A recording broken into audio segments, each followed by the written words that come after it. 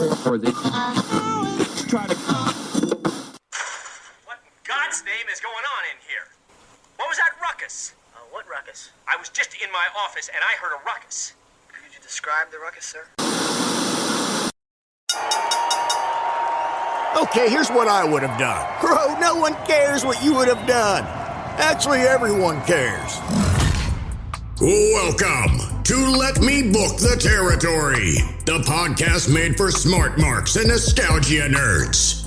Brought to you by the Embrace the Turn Up Podcast Network. And now your hosts, A-Dub, B.A., E-Ray,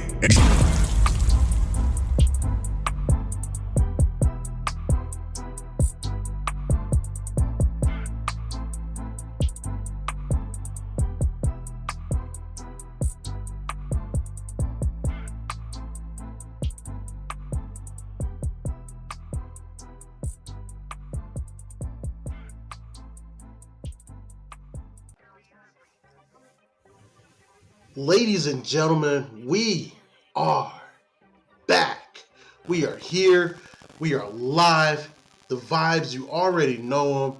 It is the greatest, the most influential, the best there ever is, the best there ever was, and the best there ever will be of this wrestling podcast game. Welcome back to Let Me Book the Territory.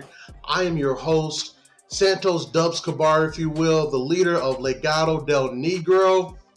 A-Dub, and joining me, as always, Chinstrap Jones, as he is called, Mr. Clean, getting down and dirty. The homie B.A. is in the building. What's poppin', B.A.? Tribal Pod Chief, A-Dub, what is happening, brother? It is me, B-A-D-B-I-C, in the building, a.k.a. Black IRS, a.k.a. for this evening, B.A. Goodell. Please do not boo this man. How are y'all doing out there, world? Oh, the world is good. The world is good. Yes, sir. And the homie E-Ray has taken a trip to hang out with Roman Reigns on the island of relevency. That's what's up. As they enjoy their vacation. So E-Ray, we got it. For sure. We got it. Hope you're having fun on Roman's B.A. yacht. Yeah, right? Sure. Right? Do you think Roman got like a yacht and he's probably just sitting like on a boat with both titles just hanging out?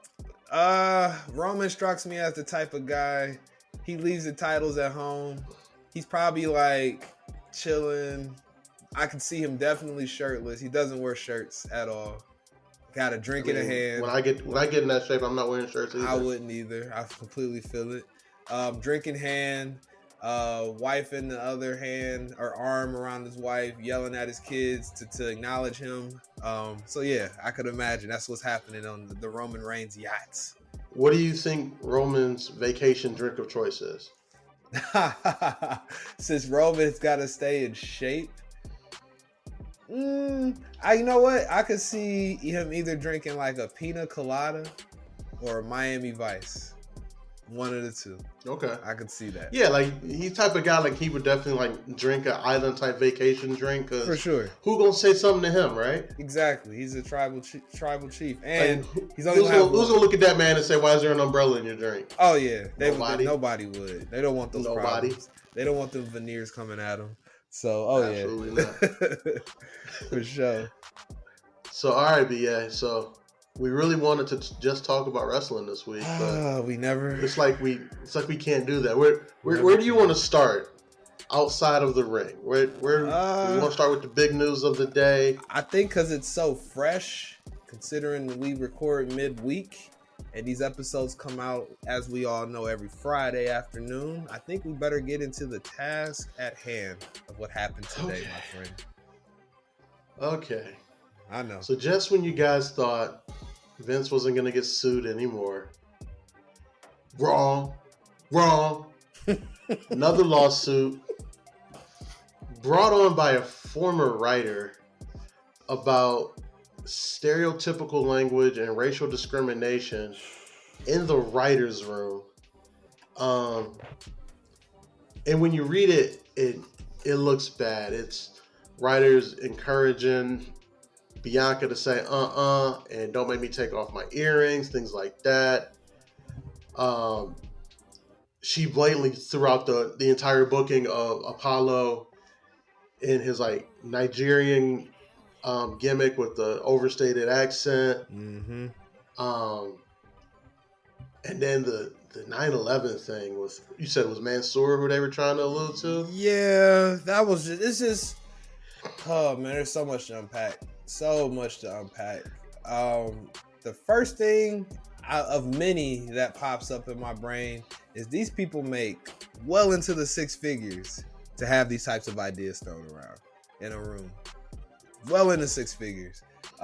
So that alone in itself bothers me, on top of just the fact that we still making the same jokes and stereotypes that was in wrestling in the 70s and 80s that we trying so hard to get away from. It's just like, bro, like, read the room. And I did a little further digging. A lot of this stuff came from the vice president of SmackDown, some dude named Ryan. I forget his last name off the top of my head. Doesn't fucking matter if all of that is true. But yeah, dude went to Ithaca College, you know, resumed up, all that stuff. I'm just like, yo, like, do we just get in our careers and just stop trying? Like, because you know the old man gonna keep writing the check, especially if y'all saying stupid, racist, sexist shit, misogynist shit. That's the number one thing that bothers me. Like, these people make a ton of money to just come up with these lazy ass ideas that we know you and E-Ray could write in your sleep and actually make it compelling. So I don't know if but the thing is though, furthermore, as I talk through this, it tells me where Vince McMahon's mind is at. Because these people are throwing these ideas around for a reason. You know, it's all about trying to get the man to use your idea, right? That's what I imagine was happening in the writing room. So it tells me that they're saying this fucking stupid shit just to be, call it what it is. All it is just fucking lowest common denominator type of racial epitones and shit like that to appease the old man in the sky or the old man on the video. We gotta get Dad's attention. Yeah, so I think that's the biggest, as we talk through this here this evening. One of the biggest like bothersome things is that this whole culture is a culture within WWE. I mean, we've seen it on our TV screens since we can remember. Just questionable thing after questionable thing after questionable thing we see with the booking of certain types of characters on their shows. So yeah, man, it's very bothersome. But as we were talking about offline, and as I'm sure a lot of people that look like us have said on Twitter, we low-key used to it and we low-key expect it from this company. Yeah, so like we expect it, but then also like you kind of hope they got past like the blatant shit. So I'm gonna make this analogy, B, and I kind of want you to stick with me here. Listeners, follow me on this one. We're in draft week, not just WWE draft, but NFL draft as well. Facts. So for the NFL draft, scouts go to the combine, right? And the combine is just a show off of metrics, measurements, and stuff. And these scouts that go to these combines and stuff, we're asking them to do the thing that you're always taught not to do, to objectify people. Oh yeah, the combine is like it's almost, and this is like when I played football, and sorry to cut you off, it's like it feels like you're being like how they used to do slaves back in the day. Like they're showing off their body. Yeah, exactly. That's exactly what it reminds me of. But to continue your point, I'm sorry. So you're having these people do the bad thing, but like you don't want it like to reflect on them being bad people. Mm-hmm. And I say that to relate it to the writer's room, like because WWE has to tell such stories of bad versus good. So at some point you have to write the bad. But like you, as a writer, you need to do it from like a nuanced place. And you shouldn't do it with like these racial epithets that are just so blatant and so harmful. And I think part of like getting away from that is like having diversity in the writer's room. So like if a black woman is telling you, don't portray this black woman this way, the number one thing you should do is fucking listen. Yeah, no shit. With like 100%. Like, right. And like for like the head writers to be like, oh well, you know, crazy things are said in the writers' up. It's not a fucking excuse. Right.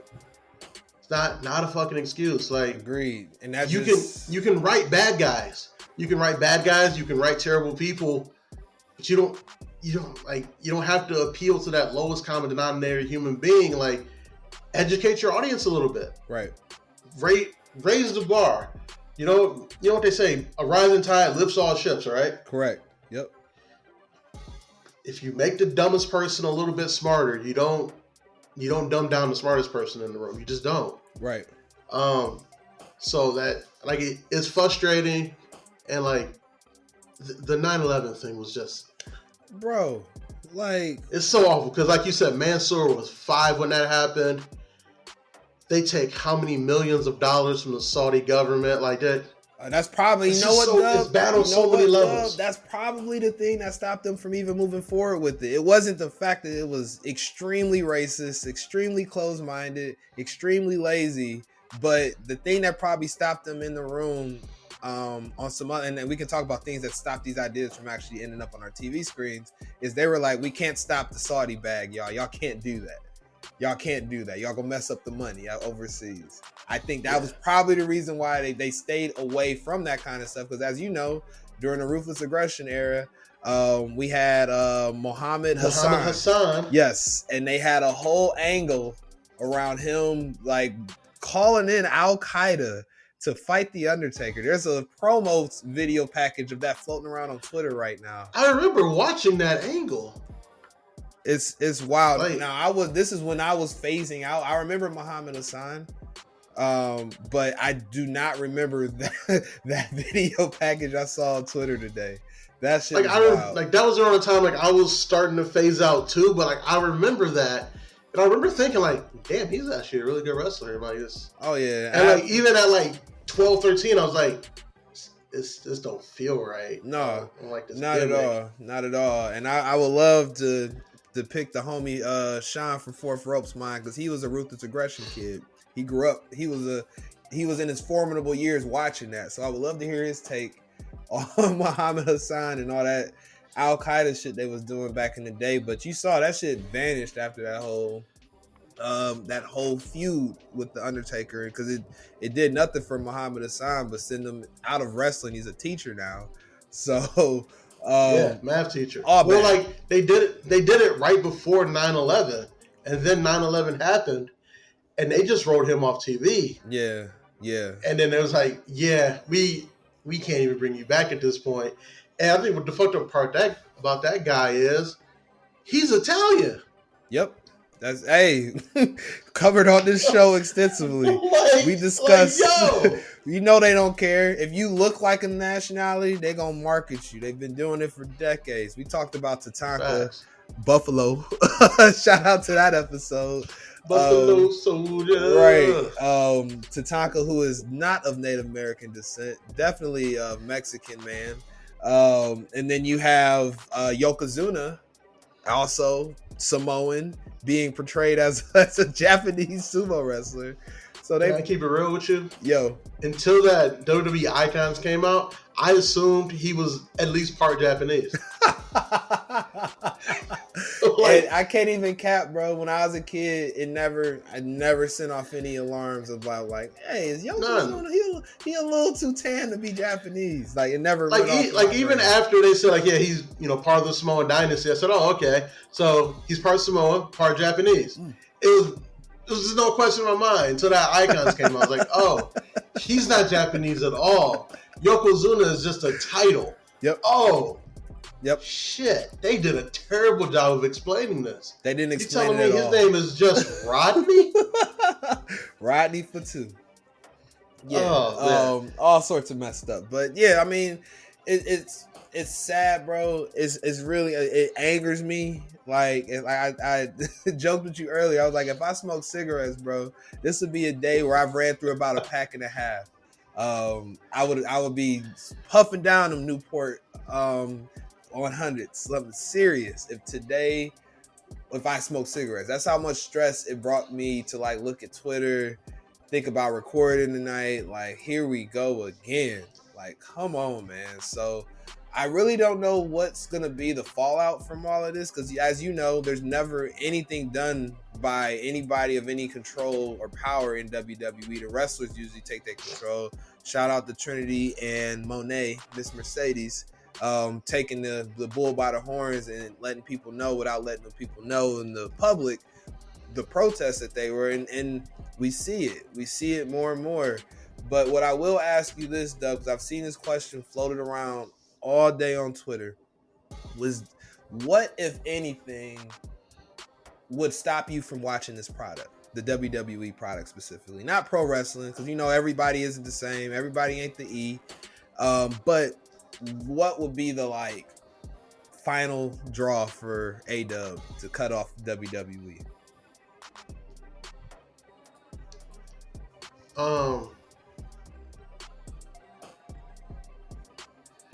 So it would have to be so I remember seeing something about in that article about having a black character dressed in drag. Yes, yeah, they were trying to do that to Scripps of all people. They were trying to have Scripps do that when he was with Carmella. So if they did that to Bobby, woo. Because as you know, this microphone, as you know, as a black man, our microphone's not being on fire. There seems to be a concerted effort sometimes to emasculate black men. Yes. And we haven't seen it in wrestling, but to the other end, we've also mostly only seen black men as either smiling and dancing or angry. Yeah, we can never just exist. The only act that has just existed as themselves for the most part has been the New Day, which is why they've been such a revelation. And then you look at Bobby, Bobby's kind of straddling that line of just existing. When he's heel, he's angry, makes sense, but he's not heel right now. So he's smiling to the crowd, just kind of coming out, dapping people up, but he's also just being him, just being a badass. You know what I'm saying? Yep. So if they were to do that to Bobby, I'd be like, all right, you know what? I'm out. That's fair. That's what would get me. I can't think of too many other things. If they ran that 9/11 thing with Mansoor, I might have tapped out. Yeah. We would have. Not even gonna hold you. Yeah, there would have been some questions, to say the least. I mean, I come out similarly to you with the whole what would get me to stop watching WWE specifically. That I think any sort of if they were to kind of start, and this would never happen just because women's voices are way louder than they were 20 years ago. If they started to kind of retread back into attitude era booking with women, bra and panties matches, evening gown matches. I got kids, man. I can't show my kids hey, you should want to be a wrestler, and here's why. I could never put that on for them. That would be every time I go see my niece, I'll turn on some wrestling, and I'll make sure to turn on some of my favorite women's matches just to get her started watching it. Oh, for sure. Yeah, I couldn't fathom them going back to that. Yeah, it would be that kind of retreading for me. And then to your point, if they did some real just down low dirty shit to any sort of black talent, that would be the absolute nah, man, I'm about to force myself to watch this AEW stuff on the regular because I can't get down. It would be A-Dub covering AEW. Yeah. Yeah, the WWE droning would come to a screeching halt on this show for sure, man. But yeah, man, it's wild to me that we still here getting Vince McMahon tweets about lawsuits. More importantly, you're definitely more the business mind around the business. How does Endeavor feel right now, you think? So Ari said in that interview with MSNBC that he wouldn't let Vince retire because they're longtime friends, and he's like, I'm not getting into this business without you. Which I get to a degree, but as you sit next to this man, you sit with shit long enough, you're gonna start to stink. Boy. And I think he's gonna notice yo, the fuck you been doing over here, bro? But I mean, to your point, you would think if he made that comment on that platform, that he knew a lot about what Vince's dirt is, that came out, of course, and what has not come to the surface yet as far as public eye, public opinion. So I don't know, man. That's a hell of a statement to make with that guy sitting next to you, knowing what he's about, how he gets down, and not only just personal, but this man is a fucking mean, terrible ass businessman. Like, he's not good. I mean, he's good for business if you have him on your team, but if he's sitting across the table from you, bro, hide your wife, hide your kids, hide your assets, hide everything, because Vince McMahon don't give a fuck about what you got going on. And then God forbid if you did anything to him in the past, he ain't gonna never let you forget it.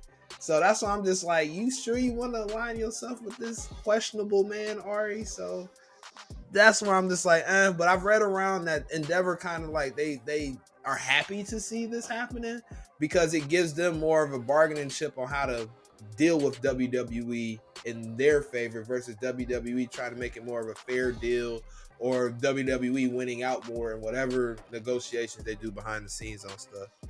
But I mean, if I'm Ari, I look at it like this: like, we gave Vince this title for 2 years, and that's for us to kind of learn this business.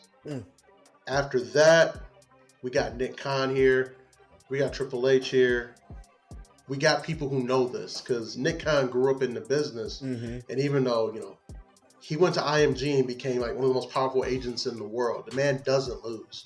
His track record is fucking impeccable. So for him to be there, like, they trust him in every other sense, and they're going to trust him with this. Yep. And you got Triple H there, who we can't say enough glowing things about Trips as far as the wrestling mind that he's been and what he did with a warehouse in Florida. Facts. So I think you sit with Vince for 2 years, you deal with the shit, and then you send him out to pasture. Because clearly he's going to come in every so often and just decide to fuck up Monday Night Raw. Yeah. As he did this week, it seems. Or didn't. Nobody knows, really. Which, like, with all the women suing you, I can't believe you still think it's a good idea to just write women off of TV. Yeah, especially considering your track record, Vince. Like, you would think you would be trying to completely 180 this whole thing, but you like, nah, dog, 360. Let's act like I'm changing, but let's get right back to square one, guys.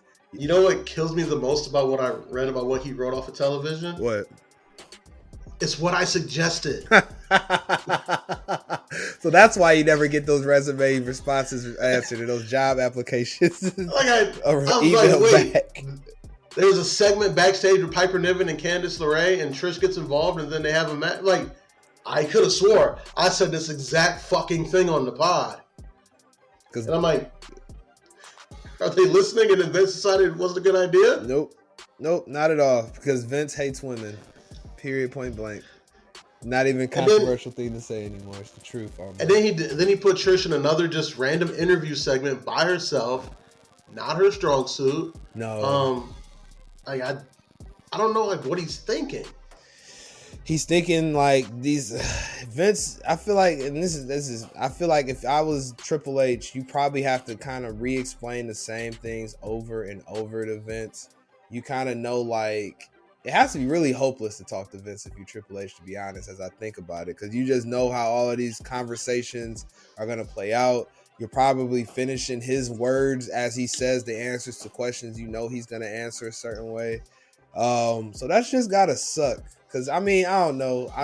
One of the things I really like about my career and what I do for a living, being a financial advisor, is I don't gotta deal with my manager directly outside of when I need something, or he's making sure I'm still buttering the bread as far as getting deals done, doing what I need to do.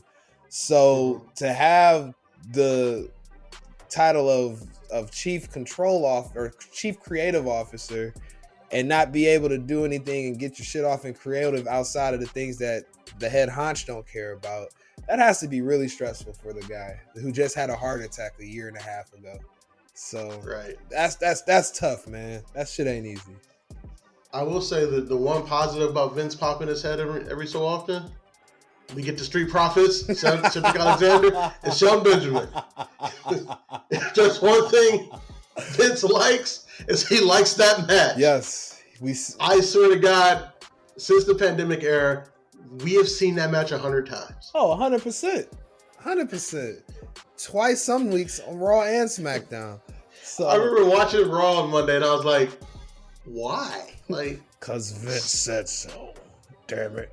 Like, I'm the biggest Cedric and Shelton fan in the world, but they haven't been on TV in months. Correct. In months. And I'm like, now they're in the second hour. Them dudes just made the sandwiches of their lives in catering, and they were like, wait a minute. Me? Coming out? I'm going out? What? Can I finish my sandwich first? Like, so. Like, hold on. I didn't even go see the WWE Barber today to get my lineup. Hold on. I was not planning on. And I'm convinced the barbers that be in the WWE locker room be the same barbers that LeBron keep with him. They be having people crispy coming out. Oh yeah, it's one traveling barber dude. I forget his name. I follow him on Instagram. You're a Latino dude out of the Bronx, I think. Got you. But yeah, like I'm sure Cedric and Sheldon was like, they saw Cora Jade and Joe Gacy backstage at Raw, and they said, "Oh, you got this be on main event. Means I won't be." Cool. To catering I go. Vince calls in. Hey, Cedric, Sheldon, you guys gotta what? Huh? What? Nah, dog. Nah. Speaking of surprises, who next in the chair? I gotta get a lineup like right now. Right. But speaking of surprises in the backstage area, locker room, how about Phil Brooks showing up? Another thing that happened this week and had the internet on fire 2 hours before Raw came on. I'm trying to get a workout in. My Twitter is going crazy. I'm like, I can't take my eyes off of this shit. This is insanity. Like, why is he there? Man, what was your thoughts when you saw CM Punk in that video with Tamina looking like the sneaky link? I know you was trying to get your workout in. I'm just texting you like, bro, Punk is there. Vince is rewriting the whole show. The fuck is going on? Like, I'm like, Jesus Christ. I'm like, I just want to exist. It's a Monday evening, guys. I just want to watch Raw after my workout. Like, I just want to cook dinner and watch Raw. What's going? What? No. That's it. What? Man. That's it. Oh my God. Looking like a DoorDash driver. I don't know what Punk be thinking sometimes, man.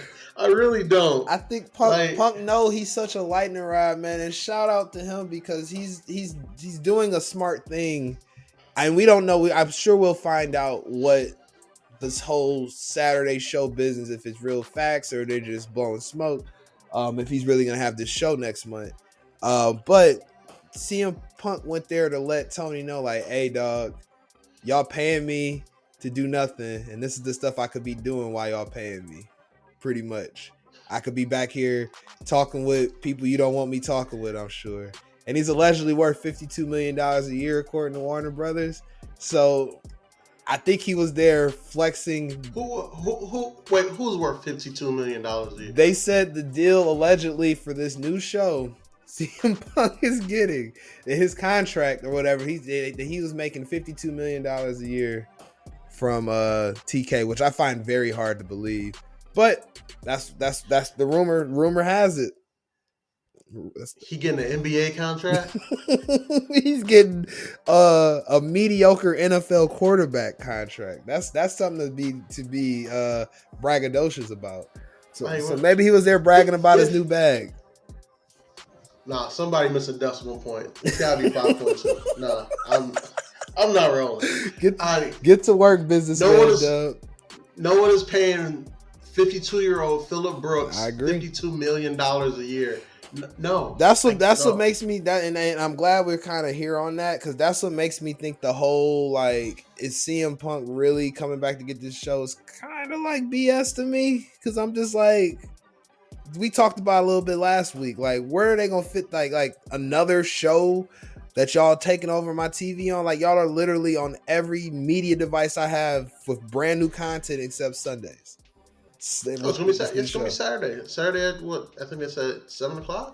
Yeah, which I mean, 7 p.m. I mean, people have had wrestling shows on at that time. It's not an impossible time slot, but to the point of this whole conversation, it's just like I find it very hard that CM Punk is getting that type of money for a Saturday night sideshow. Not sideshow in the sense it's going to be wild, but side to what everything else they gotta doing. be missing. That's what point gotta be missing. Yeah, he not making as much as LeBron James. be on TV once a week.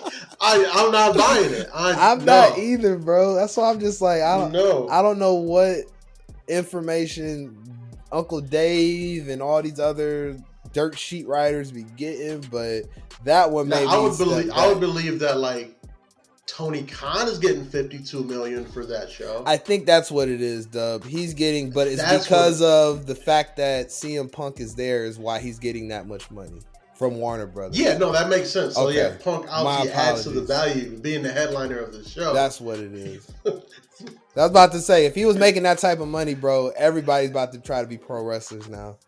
Like, I don't got to bounce. I was about to go try out right now. Exactly, what? Bro. I'll be at an indie show tomorrow. Like, that's tomorrow, Friday. When y'all hearing this, I will be on camera for an indie show.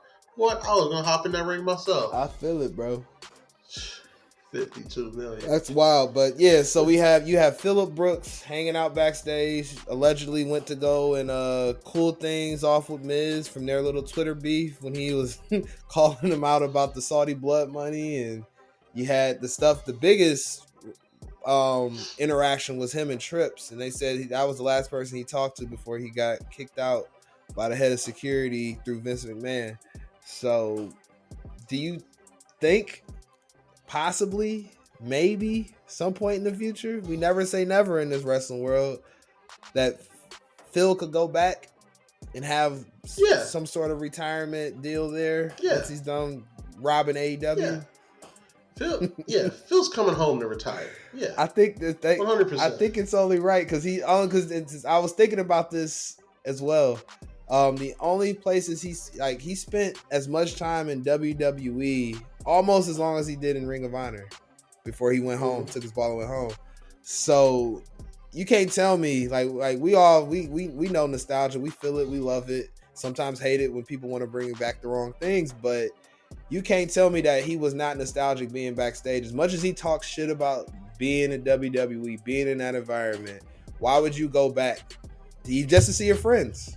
I wouldn't want. I mean, I could see my friends at a bar. Why would I go back to where I used to work with them if I don't want to go back in that environment? So it's a lot of things to be like. It's just coming from an adult mindset of like, we all working people. I'm sure people listen to this work. So it makes me think like, if I quit a job or if I left a place, I don't want to ever show my face in there because I don't want those people to think that I want to be back or that I need them. So it's a bunch of interesting like tea leaves there to be had. But on top of that, Raw seemed to be pretty exciting this week. There was a lot of happening. I think a new belt may have showed up or something. I don't know. So Triple H comes out with an announcement that will forever change the course of WWE. Don't you just? I didn't know what. Don't you just love those? You better watch the third hour of Raw headlines, or else, or second hour. Thank God he did it in the second hour. Yeah, because I was like, man, I don't want to watch all 3 hours. I'm tired. No, 9 o'clock, man. That's the time they need them eyes coming over to USA. I appreciate him too. That's what they do. Can we give props for Triple H for his announcements actually meaning something and being important? No shade at all. None. No shade. But yes, none at all. Outside of the what did he announce? Did he announce Backlash or whatever being in Puerto Rico? What did he announce after WrestleMania? The Raw after WrestleMania? Because he came out and said Raw after WrestleMania, he announced the draft. That's what it was. So I guess that was important too. I was gonna say that could have been tweeted out. They didn't really need to announce it, but I guess it's a big deal. Plus, they're trying to compete with the NFL dollars, the way they're making this all sound and hype it up. Yeah. So respect there. And this is also going to be another hard split again. Let's get into that. Before we get into the card. Now, I've seen rumor of them going back to the model that they had roughly I think it was almost 8, 9, 10 years ago with the brand split pay-per-views. or PLEs, I should say. So that means certain PLEs would be for certain brands. At the time, I was side watching from the around the corner by the fridge or the room. I wasn't in the living room, so to speak, of wrestling. Did you hate that time frame? Because I feel like all of wrestling Twitter hated the pay-per-views being like that. So, if you're talking about the period from like 2016 through about like 2019, I loved it. I loved it mostly because SmackDown was great. It was great. It was Bray, Dean, AJ at the top of that card, and SmackDown and Raw was ass. So I came in front on that one. Raw was 3 hours of ass, but SmackDown was a succinct 2 hours, and it was great. But I also like that a lot of guys got opportunities. Right. So you weren't seeing the same people on TV all the time. I thought it got to be tiring because they started doing 2 pay-per-views a month. Got you. That's exhausting. That's where people got kind of fatigued with it. I could see that. Yeah. That was exhausting, and that was before I did a podcast about wrestling. Could you imagine, bro? No. If they start doing two pay-per-views a month, I might have to quit my job. Oh, for sure. Jesus Christ. I could only imagine. But if they just did one a month, with 1 month gets Raw, 1 month gets SmackDown. Yep. I feel like that would work, especially if you're doing a big show every quarter, that works. Oh yeah. But I just like the idea that more people get opportunities, so you see more people on TV. It's not, all right, well, we covered this on SmackDown with Bobby and Bronson, so obviously we have to have them on Raw as well. Not necessarily, no. There's other stories to tell too. But also, it also means you have to inflate your writing team. Yeah, I was gonna say you have better ideas to get people over. I think that's killed. I mean, because the thinking makes sense. Oh yeah, we're gonna get to see more talent, more people get a chance to be seen. Cool, but the number one thing that ruined that is because I think I started getting into the product deeper towards the end of that run, because I remember when I started watching, they would say so and so's on this show, but he's gonna be on this pay-per-view. They just stopped caring about who's gonna be on what pay-per-view and just rolling with it. So I would say that it sounded good on paper, but the reason it was never delivered the way we expected is because of who was running creative at the end of the day. When you don't have enough ideas, when you have that many writers, it's going to reflect, and that's probably what happened, speaking from the outside looking in on that time frame. But that excites me for this current draft because allegedly Triple H is the one in charge. So I think he would do, and he's done and I feel confident because of the work he's done booking wise with the US title, Intercontinental title. Those 2 titles were dead in the water a year and a half ago as far as people caring or having any sort of buy-in and want to see any match involved with those titles. Now, more so because of the booking of Roman Reigns, those are main event matches on Raw and or SmackDown, typically, when they have somebody wrestling for one of those belts. So it does excite me, the fact that Trips is doing what he should do with parts of the card that have been kind of forgotten about. So I'm a little optimistic on how they'll go about the brand split, with the hard split being with everything. And I also think the roster's in a better space than it was last time around. Because last time around, the roster was bloated. It was huge, but it wasn't huge with guys you could make into stars. Got you. You look at it now, from top to bottom, everybody that was featured on Raw could be a star at some point. Yep. Austin Theory, Bobby, Bronson, Seth. You know what I'm saying? KO, Solo. Yep. Sammy. I see what you're saying. Usos. You can main event. When I watched Raw on Monday, every superstar that came out, you can main event with them. Beforehand, you had guys you couldn't main event. the Ascension was a main event in nobody's show. Ever. Not at all. Eric Harper wasn't main event in, Eric Rowan was a main event in nobody's show. So like, and the list goes on and on. Like, For sure. But I think now, like, you look at the roster, like, damn, you got a lot of guys that could and have main evented shows. You look at SmackDown, the Brawling Brutes. They think Rich Holland is a star. I know E hates him, but they think Rich Holland is a star. Pete Dunne is a star. Yes. Sheamus, proven main event. Yes. And then you got Drew if he ever comes back.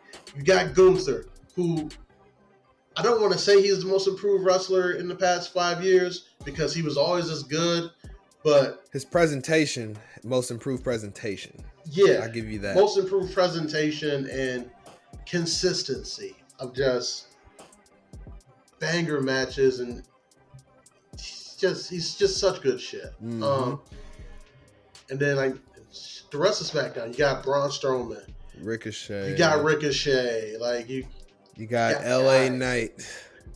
LA Knight, who is a main eventer, yes, 100%. When the world realized, when the people in the writing room realized that, yes, he's been a main eventer everywhere he's been. Time to give him them flowers there.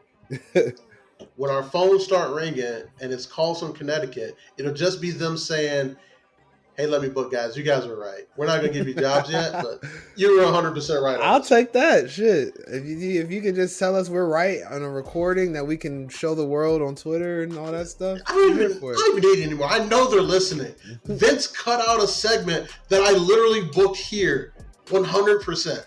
That tells you all you need to know, man. And yeah, like they've been taking our ideas for months, and then to have Vince cut one of them, I said, "Oh yeah, they listen. Oh yeah, they listen a lot." Big facts. But speaking of new ideas and stuff, we have a new World Heavyweight title. It looks like they took Big Gold, they took the new WWE logo, and then just jammed it in the front of it. Yep. And I kind of love it. I do. I fucking love it too. I'm a sucker for Big Goldie. Anytime you can work the Big Gold in anything, I'm here for it. Was not overly in love with the W, but I was okay with it, and the reason being is because it's not as loud as it is on the current Universal and old WWE title. Or next question on that here in a second, but I'm in love with it.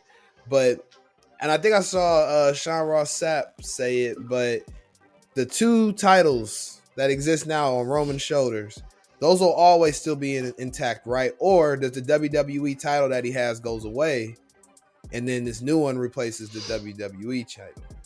I'm not 100% certain on that. So, here's my thinking.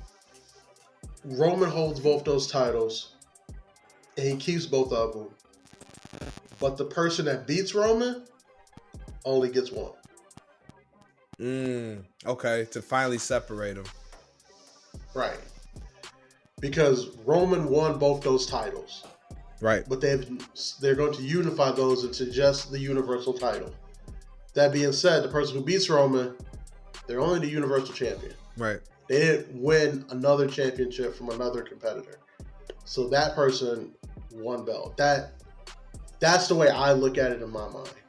And the way Roman's presentation is now, with the two belts, and the way he'll just be waving them around in the ring. I'm like, this motherfucker here, man.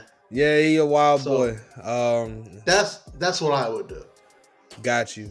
Because I don't know if it was Sean Ross Sapp said was more speculative or not. Because they didn't say anything on Raw. They just Triple H just kind of just announced the title, shouted out some people, and then you had others come out and had their own promos. Like Seth Freakin came out there, threw some very unveiled shots at the current undisputed champion and past champions as far as the part-timer line. So yeah, I think, and I'm sure we'll get into it here now. We might as well. Who do you think at Night of Champions is going to be holding that belt, the new Big Goldie, around their waist? This is tough for me. Super tough, man. Because you said it earlier. Like, there's so many people, like we saw on Raw, that could be in the main event picture if it was booked that way, and we wouldn't question it. I think it should be Seth. But I also don't think it will be Seth. I'll tell you who it shouldn't be. It shouldn't. Cody? Yeah. Should not be Cody. Cody has to beat Roman. Stay away from Cody. it. I want Cody to beat Roman. I want him as far away from that belt as possible right now. I don't want him, after the Brock thing's over, I don't want him looking at it. I don't want him coming out and promoing about it. Act like it don't exist, Cody. For a little while. I need that. Well, whoever drafts Roman has to draft Cody. Interesting. Okay. Cody has to beat Roman for that title. Especially because they're drawing this hard line in the sand with the brands. If it doesn't happen though, like that tells me a lot. And here's the thing, like, for them to put that belt on Seth would be the right decision because Roman never beat Seth.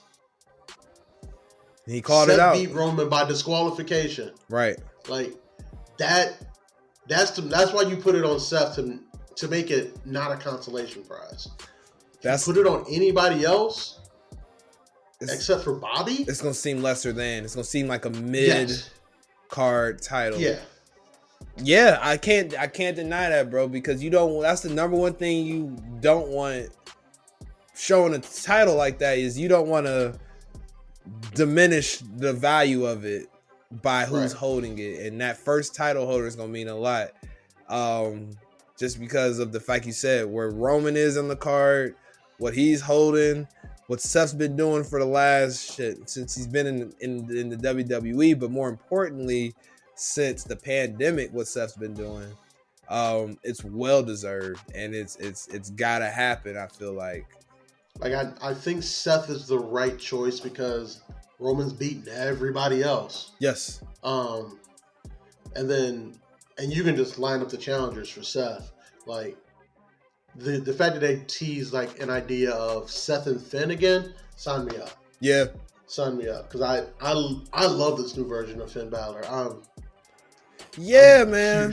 I like especially since he got hurt in the WrestleMania match. I feel like it gave him even more of a level of like edge to him, no pun intended. Yeah. As far as like him on the mic, he's talking a lot more greasier. Him in that Cody promo was pretty fire this Monday. As far as like more Bullet Club on Bullet Club violence. Oh yeah, big time.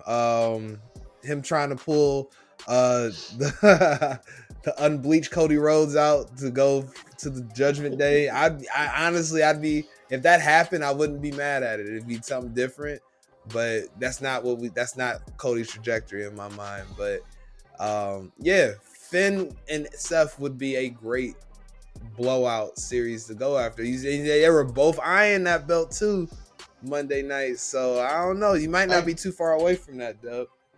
Imagine if Raw stands at kind of how it is now. Imagine that type of picture with Seth, Finn, Bobby, Bronson, Theory. Like, you're talking about some fun matchups you could have there. For sure. And I think even more so, it gives guys that probably feel like they shouldn't be on the mid card anymore something new to strive for instead of being the next guy to lose to Roman Reigns. I think that's another big excitement in the new belt. But yeah, man, listeners, let us know on Twitter what y'all think. I know a lot of people hate the shit. I don't know if you a lover of old school wrestling. A lot of people hated the spinner belt too. Yeah, I did. I was not a fan of the spinner belt. I thought that. Yeah, I to this day still hate the spinner belt. I think if it was just a belt Cena held, it wouldn't have been bad. And I always thought that it was just something he held, and they would bring out like the old school, the old school WWE title before. I think the old school belt was the World Heavyweight title, right? That's what Cena had won before he tricked out the belt into the spinner belt, right? No. Cena won what we all call the undisputed title. Got it. The one that oval Rock shaped introduced. One. Yeah. That's like more synonymous with Brock and Kurt. Got and it. Eddie. That's what it was. He won that from JBL. And it turned into the spinner belt. He turned into the spinner belt soon after. Like the next night on Raw type deal. Yeah. I was shocked to see that was like the WWE's title at the time too. I always thought until Edge won it that was gonna be just Cena's shit, but to each their own. Well, Edge talked about it on Rivals. I'm glad you brought that up. I was watching their Rivals episode. Mm-hmm. Edge talked about he hated the spinner belt too, and so when he won the title, he thought they had said, "Hey, we're gonna give you your own belt." So Edge, being the artist that he is, he drew up a whole new belt, and like they showed like his picture of like what he sketched up, looked pretty cool. And he went to the writers and they was like, "Yeah, no, we're just gonna stick an R on the front of this thing." And he was like, "No." I thought that was kind of hilarious. I gotta go find that clip. That sounds hilarious, no doubt. Yeah, but it's funny. We're gonna spinner belt. To me, the funniest thing in the world is when Triple H won the spinner belt. Now, I'd have to go back into the histories for this one. I don't even remember Trips. I know he's beat Cena, but I don't remember that title reign at all. I would love to see. I don't remember that reign either, but I remember when he beat Cena. I remember thinking like, Triple H with the spinner belt? Ew. I'd have to go try to find And I don't think he held it long either. He couldn't have. Because there's not even many. I can't think of an image with him. Because, Triple H throws belts around his waist. I can't think of a image of Triple H poised like that. But neither here nor there. But yeah, we've been kind of in and out of Raw as we've been talking here. We talked about the Cody promo, fire as hell. Title, of course, being shown. LWO stuff, man. Let's get into it. Those dudes are programmed to take L's in this gimmick, man. As far as Legato, I hate it. So, this just needs to be over. Yeah, it just needs. I hope it ends at Backlash. I get why it's happening for it being in Puerto Rico. That's why you got Zelina going against Rhea. I understand, not questioning any of that. But to your point, it has to end after Backlash. Legato is such a good faction. Santos Escobar is one of your top talents on either roster. Like, agreed. And it's not close as far as on the mic. On the mic, English is his second language, and in the ring, he can go with anybody and do any style. Yep. And if you let Cruz and Wild go, they are a good tag team and very fun to watch. Had they been stripped of any personality? Absolutely, which is another problem. But again, this is why you have a brand split, to give guys more chances to be themselves and do things. Right. But that being said, they gotta get these guys away from each other. I love Ray. Ray's one of my all-time favorites. Ray's in my top 5. But this ain't it. Nah, dog. Shout out to Bad Bunny though. Yeah, I don't know. He must have went into Brock Lesnar's closet for what he wore out there and interfering in that match. But the man, from Coachella to a WWE street fight in the span of a month. Hey man, not many people can say that and then pull it off in a believable fashion. Your favorite Latin artist could never. Daddy Yankee could never. Ricky Martin could never. Mark Anthony, not happening. Yeah, None maybe. of those guys. Maybe. maybe. No comment. Mark Anthony, a dog ass motherfucker. That's why I said no comment. But with all that said, yes, Bad Bunny's gonna. I think he's gonna have an entertaining match, especially from what he did a couple years ago at WrestleMania. There's no reason why him and Damian Priest can't put on a great match. Dude can go, and Damian's a top tier worker. Right. So I have confidence in that. But do you think that match main events? Thinking about the card and thinking about where they at, I'm gonna say yes. It will main event because of Cody and Brock is the hottest match on the card as of today where we sit. could change next week, but I doubt it. So I could see Bad Bunny and Damian Priest closing out that show because of the pop that Bad Bunny's gonna get at the end of that show. Do you think the same? I was thinking about that. I'm like, you know, like, because me and you are of a certain age, it's hard for me to imagine Brock on the card and Brock not main eventing a show. Same. So Same. I'm shocked anytime it happens. So, and I look at this card and I'm like, hell yeah, Brock's main eventing this show. But it's in Puerto Rico. Damian Priest and Bad Bunny, like, I get why you would do it, but the ruthless aggressioner in me says Brock's main eventing the show is Brock. What do you think of that? I agree. If it were in any other place, I would probably say Brock and Cody close the show out. But you also have the 6-man tag, which follows the general theme of Backlash. That's why I was talking to you about this card. Like, this card is so weird to me because it doesn't feel like there's any backlash of anything. Like, no, and it's funny you said that, and listeners, you'll hear about the new side venture that I have cooking up here. Episodes gonna start being released Wednesday, since it's coming out on Friday. So Wednesday you'll hear about this. But me and Sean from Fourth Rope did a deep dive into Unforgiven 1998, and similar themes with Backlash not being as backlashy, if that makes any sense, were happening in that time frame as well. Because you had some matches where it was retreads from the WrestleMania that happened after that, because Unforgiven was Backlash before Backlash. Right. And you had some matches that had no business being a Backlash type match, considering the WrestleMania they followed, which was WrestleMania 14.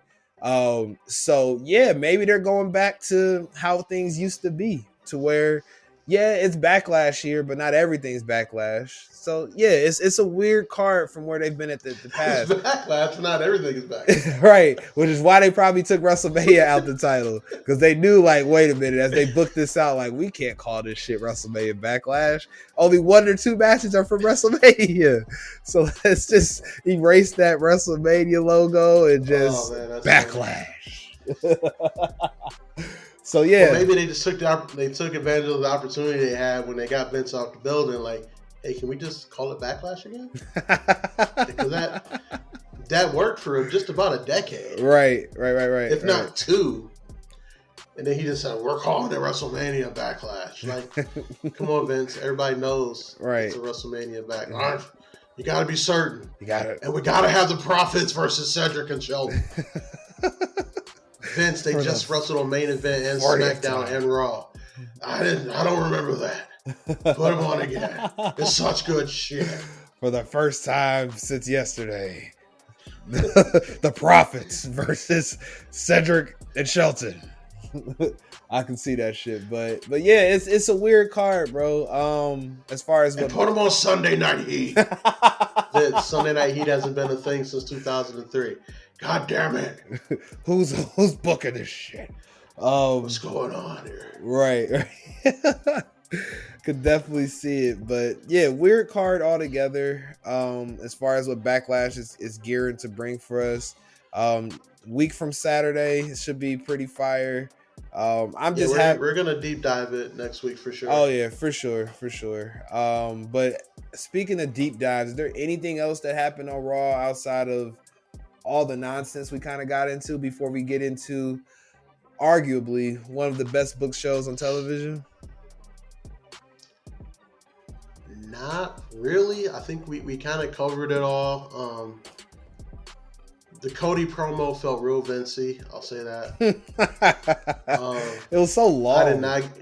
I did not get Cody Luther King vibes from this promo. No, not at all. So maybe Vince goes back into his hole and we get Cody Luther King the 3rd on Monday again. We could only hope. Depends on where Raw's at, baby. Who knows? Yeah, I mean, but I feel like it's in Chicago. I feel like this should have been the opportunity to not even give Cody bullet points. Just say, Cody, you got some history here. Right. You would think. Go do your thing. Right. Go do your thing. Right. And you know what? The reins are off, Cody. You can even mention All In if you want to. Go ahead. Have a fucking blast. Yeah, that's another good point. Bringing up the other show stuff, man. That tells you Vince McMahon when he is in the room and when he's not in the room when things are being booked, because you know he would never let another show anything be posted or stated on his television. Yeah, so that tells me that this probably was if Vince was sitting in Gorilla when Cody was like, "Yeah, my friend Matt," he'd have looked left and right like, "Who the fuck is Matt?" Someone like, "Yeah, Matt Jackson." Somebody hire Matt Hardy. He would have lost his fucking mind. Oh, 100%. Yo, it's E-Ray, the quasi-bad guy, the Diet Coke of evil, the side god of pod, and I'm here to tell y'all, come check out my show, Binge Flicks and Chill. You never know what you're going to get, but we always talking some good shit when it comes to television and the latest movies. So we want to bring y'all in. We want to make sure you have a good time. You learn something, you laugh, you cry, you might stab a nigga or two. I don't know what you're going to get, but that shit's popping. So come check out Binge Flicks and Chill. And it's me, E-Ray, and I'm out. Lost his fucking mind. Ape shit. Yeah, whether that had been Matt Hardy or Matt Jackson. He would have lost his fucking mind that Cody acknowledged that another wrestling company exists and there are people there that are alive. Right. It's insanity. Pure insanity, bro. But as I was... Cut Cody's mic off and put in Shelton and Cedric against the Profits again. But as I was saying, the world's best book show, AEW Dynamite, might as well take over for Dub almost fell out of his chair. No, I say that tongue in cheek, but I figure in absence of our brother and E-Ray, we might as well get into some AEW quick hits, because as I'm recording, there have been some quick hits to talk about. You ready for it? You sitting down? Yeah. Good. The biggest thing I saw on my television screen, it was hard for me not to say nothing. Roddy Strong left the trailer park, showed up in AEW, helped out Adam Cole. They hugged it out. I think, Dub, the reunion, the table is set, brother. What's your thoughts on that? We getting the era? Bruh. The era? Once Kyle O'Reilly, he tweeted that he's still hurt. Once he gets healthy, Bobby Fish is just a bag of bones. Hire Bobby? Yeah, they about to say they just gotta go hire Bobby. Just get him some Just for Men and say, yeah, come on home. Yep. They gonna the gold. I don't know if they gonna still be black and gold because lawsuits and copyright, but it's there. The whole process is there for one of the greatest factions, in my opinion, of the last decade to be right back on our television screens. It was very. It's of all time. It was they're top 10 for me. It was so hard for me not to react to seeing that. I was like, "Oh shit, we talking about Raw," but I just saw fucking Roddy left the trailer park. Roddy said, "I ain't never going back." Oh, yeah. Roderick Strong is a never going back all-star. Big facts. Him, Gigi Dolan, they are committed to, I'm here. Whatever you need me to do, I'm here. Biggest of facts, man. But outside of that, that's it. That's all that's worth talking about. I saw Orange Cassidy defended the All-American Transatlantic Slave Trade title against Bandito. Yeah, that was the match that Roddy came out on. Cole and Roddy came out to that match because the Jericho Appreciation Society was doing Jericho Appreciation Society shit. Jake Hager and his stupid ass hat were out there, and then other dudes came out to the ring. But all I knew was I saw Roddy Strong on my TV screen. I was like, oh shit. Undisputed era time. The Messiah of the Backbreaker. He's here. Has returned. He's here. He's got his boys back. He's here to help Adam Cole out with this Jericho shit he's dealing with. But outside of that, folks, that's your AEW quick hits. On to the real best book show on television. I'm NXT. Turn on to AEW. I just like watching Roddy Strong hit backbreakers. Oh, you ain't gonna see him anymore. I don't know if you want to cut it on now. I see the Butcher and the Blade on my television, so there's that. So, anyways, one day someone's gonna have to explain to me why they're a thing. Yeah, that's for that show we were talking about earlier about all sorts of wrestlers we need to kind of get a deep dive into. But like I continuously keep saying, Best book show on television. The 8-up side pod NXT. coming soon. Can we have the conversation? But yes, NXT Spring Breakin was yesterday. Can we have the conversation? I love that. You better write that down. That's a good title. I'm dead serious too. For sure. Can we have the conversation? It's a fair title.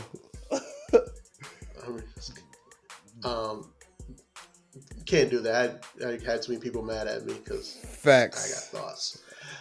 NXT Spring Breakin. Yes. This NXT continues to be the best book show on television. It's not always great, but it's always good. It makes sense. It's booking that makes sense. Always good. It makes sense. It feels like these people work in the same place. Correct. Yes. Like, it still does. The vibes are still alive. The vibes are still there. The NXT parking lot is still the most dangerous place to make. Man, no, so dangerous. Before the event of Spring Breakin starts, our girl Sol Ruka got took out the game. Our Black Queen Sol Ruka. Nah, I'm gonna say a big allegedly on that one, so we don't get drugged by anybody else. You seen her dad? Her dad is like Lenny Kravitz. I need a birth certificate, Doug. I need a birth certificate before we start. All right, B.A. Trump in the building. All right. Here we go. Anyways, speaking of which, Sol Ruka beat down in the most dangerous place in America, it seems. Not Chicago. She took one step out the door. Not the Shy. Got dumped. The NXT parking lot, man. This is people. It's a war zone. No, you would think, man, if I'm walking out to the NXT parking lot, first and foremost, I'm putting my phone away. I'm getting rid of anything that can distract me from point A to point B. I would never go out to the NXT parking lot to take a phone call. I would never go out there to do anything outside of walking to my car to leave and locking my car as soon as I sit down. Without a gun. Yeah, man. It's wild. Of a very high caliber. Right. Florida protected ground state too, so you can have it. It's no big deal. You know? So why you like getting jumped in that parking lot?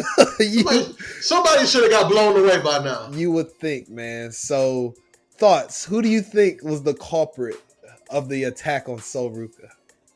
Zoe Stark.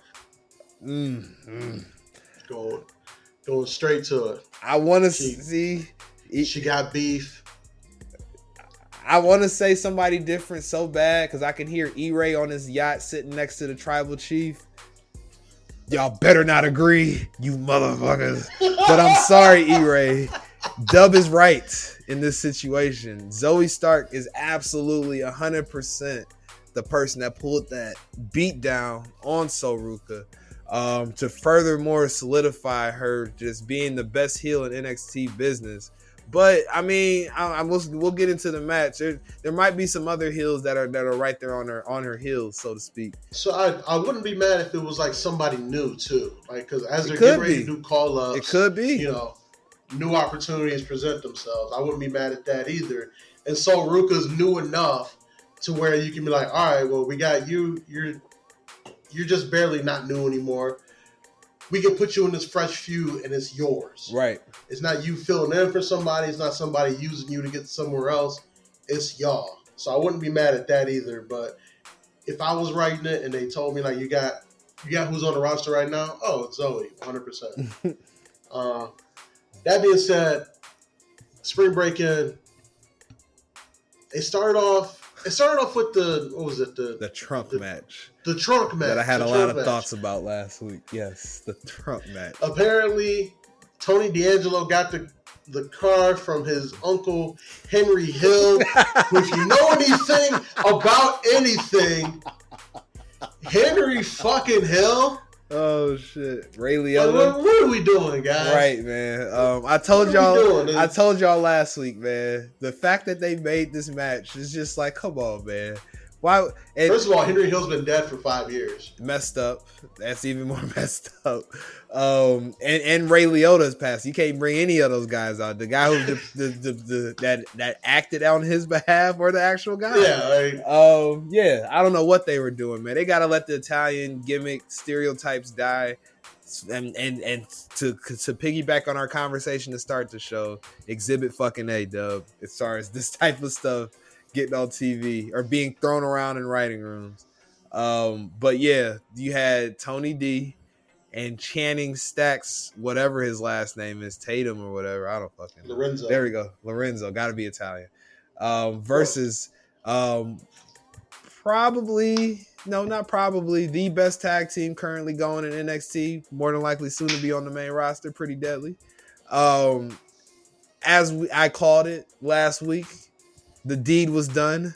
The Italians won the match that were for the Italians, as I thought. Yeah, we agreed on that one. They sent Pretty Deadly to the main roster in the sky. Yes, they did. Dumped them in the lake, man. I was like, damn, they pretty much solidified they're getting drafted on Friday night. Either that or Tony D'Angelo's going to jail for attempted murder. Facts. And I haven't seen that headline on Twitter yet. So it's safe to say Pretty Deadly's going to be on the main roster. But it ain't, as we stated last week, you got to go out on your back when you're moving on to bigger and better things. So no surprise really here. Dub, thoughts at all on this match? I mean, I feel like it's time to like either do something with the family, like get them into like the tag title picture and make them seem viable. Yeah. Or leave them off TV for a little bit and like let other guys do things and like have them do things backstage or something. Yeah, give me some vignettes. Yeah, some vignettes and add some more members. Yes, especially if you're bringing up people from the PC. If it's a family of two guys, don't make no sense. It's kind of like a male roommate situation. It's like, yeah, we family. Yeah. Are y'all family? What y'all doing? Y'all been living together for a long time. Is that a 1-bedroom apartment? So yeah, all sorts of questions to be had. So to stop those questions, they definitely need some help in the booking department as far as furthering the family. And it's such an easy gimmick. Like, throw anybody that looks Italian in that family and you got gold. I hate to say that considering what we were talking about earlier, but hell, they're booking the shit this way. I'm going to call it what it is. You're going to keep the gimmick going. Right. You got to put some more people in it. Yeah, but like to your point though, I think they should be in the tag team title picture. I think these past couple months of watching those two wrestle, like when Channing Stacks Lorenzo was just a faceless Steve to what this become now. Much respect to them, but that's not an easy gimmick to get over. As far as the whole like I'm going to be Italian gabagool bullshit. I hate when they do that with like races or with races and stuff, and ethnicities, but it writes itself, unfortunately, as they're proving. So yeah. But to me, they do it with enough nuance that like they can get away with it. Like he's not saying, "Hey, forget about it." You know, like it's not saying like, obvious. Yeah, he's not saying things that like your average shock jock would try to get away with on the radio. Agreed. Like, Tony D seems like he's legitimately Italian, and he's playing up kind of who he is instead of like legitimately playing a character. Mm-hmm. You know what I mean? No, I definitely know what you mean. So I think that's why they get away with it. They don't lay it on as thick. But after that, we had Braun Breaker pretty much just kill Andre Chase. Yeah, squash his ass. I feel like I blinked in that, like that match was over. It was about a 5-minute tussle, but hey, Goldberg Jr., he don't get long matches. And this is more of the same. But I will say, because I know it's hard for us to find positive things to say about Braun Breaker, I like heel Braun. I like this presentation of him. I like him just being a complete meathead, steak job, fucking people up, being just ruthless. Him fucking choke or putting the Steiner recliner on Andre Chase and then cussing out Duke Hudson like this gonna be you next, motherfucker. That's what he needs to do and never deviate away from this. It has to stay this way. He seems like he is that guy. That's what I'm saying. I'm buying it. I'm not saying anything bad about Braun, but like he seems like either he's interacted with this type of person enough or he just is kind of this person. I think he is that dude. Think about his lineage, bro. Like, and he got brothers, so brothers gonna try to impress Yeah. their fathers and their uncles. So then the way you impress your fathers and your uncles, if I'm the oldest of brothers, of 4 brothers myself, is y'all beat up them little exactly. You do dirty heel shit to show them like, hey dad, I'm the alpha and here's how and here's why.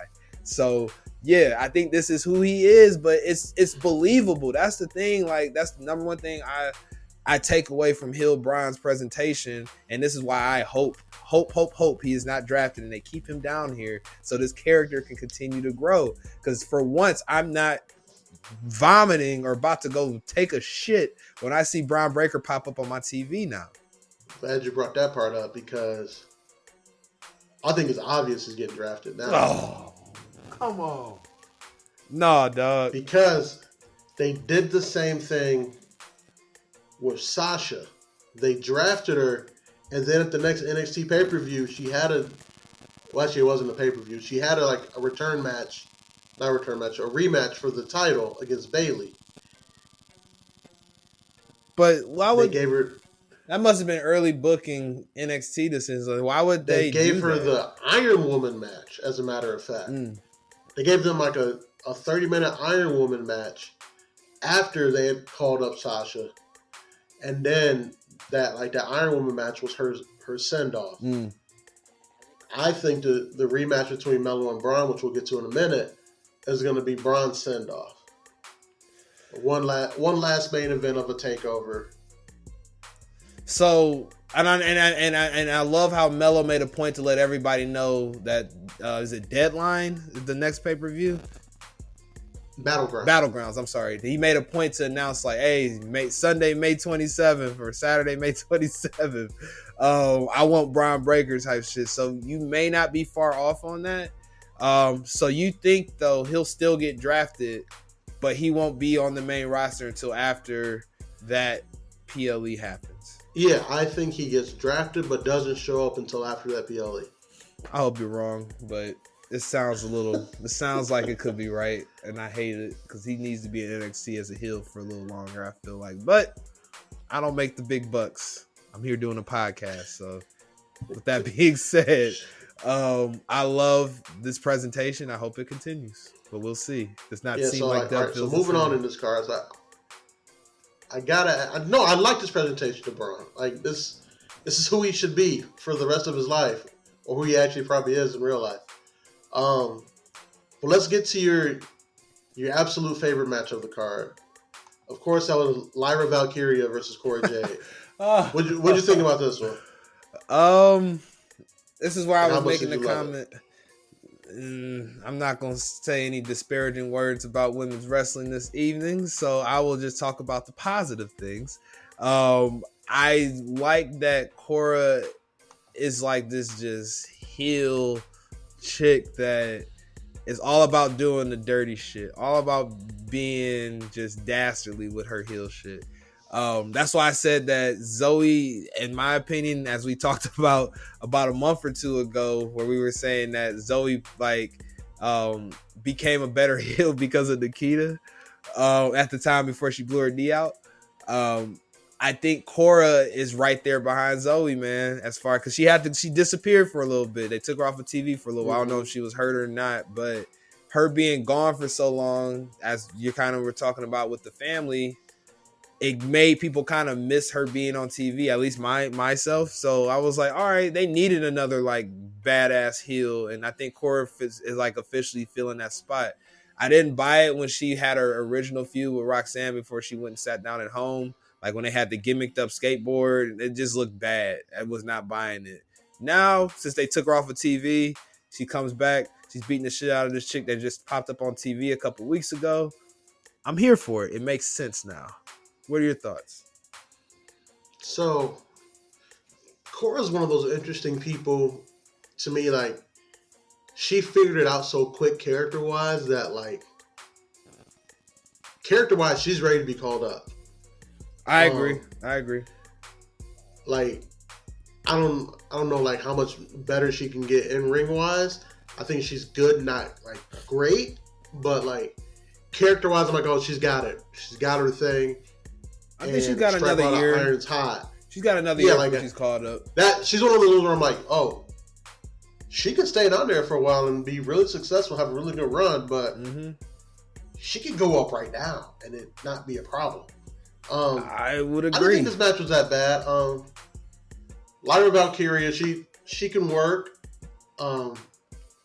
And Cora's Cora, but this match was what it was. It wasn't a terrible nice, match, cool but filler.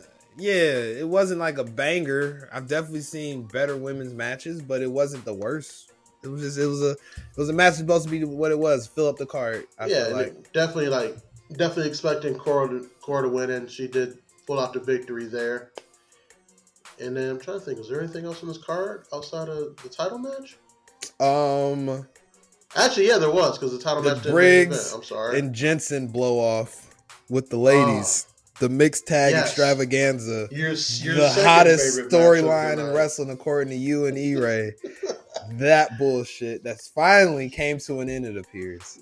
Yes. Match. Ugh. Yes. And speaking of, I found out who Briggs' father is. It's Bull Buchanan. That's who it is. You remember Bull Briggs' Buchanan? father or is it Jensen's father? No, Briggs is not the dude that was dating Kiana James. That's Fallon's tag team partner, right? That's Briggs. Jensen is the dude with the sleazy hair, I thought. Yeah, Jensen is the one dating Kiana James. I thought Bull Buchanan was his father. Nah, I saw a picture on Twitter. I think it's his. I think, but regardless, I remember we were talking about it last week. You had said fucking Big Boss Man was his dad at first. But I knew it was somebody. Yeah, with Bull some SWAT Buchanan. team gimmick. Yeah, there you go. Big Boss Man, Bull Buchanan, Roman Reigns, version 1. All the same dude, right? Right. Yeah, all the same motherfuckers. D'Lo Brown.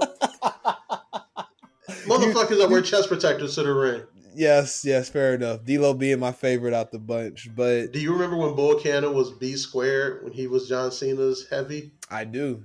That was right when that was right when I was getting ready to walk away from wrestling, weekly watching of wrestling. I do remember B squared. Or even better, do you remember when Carlito brought his cousin in, his cousin Ramon, and his cousin Ramon stabbed John Cena at the club?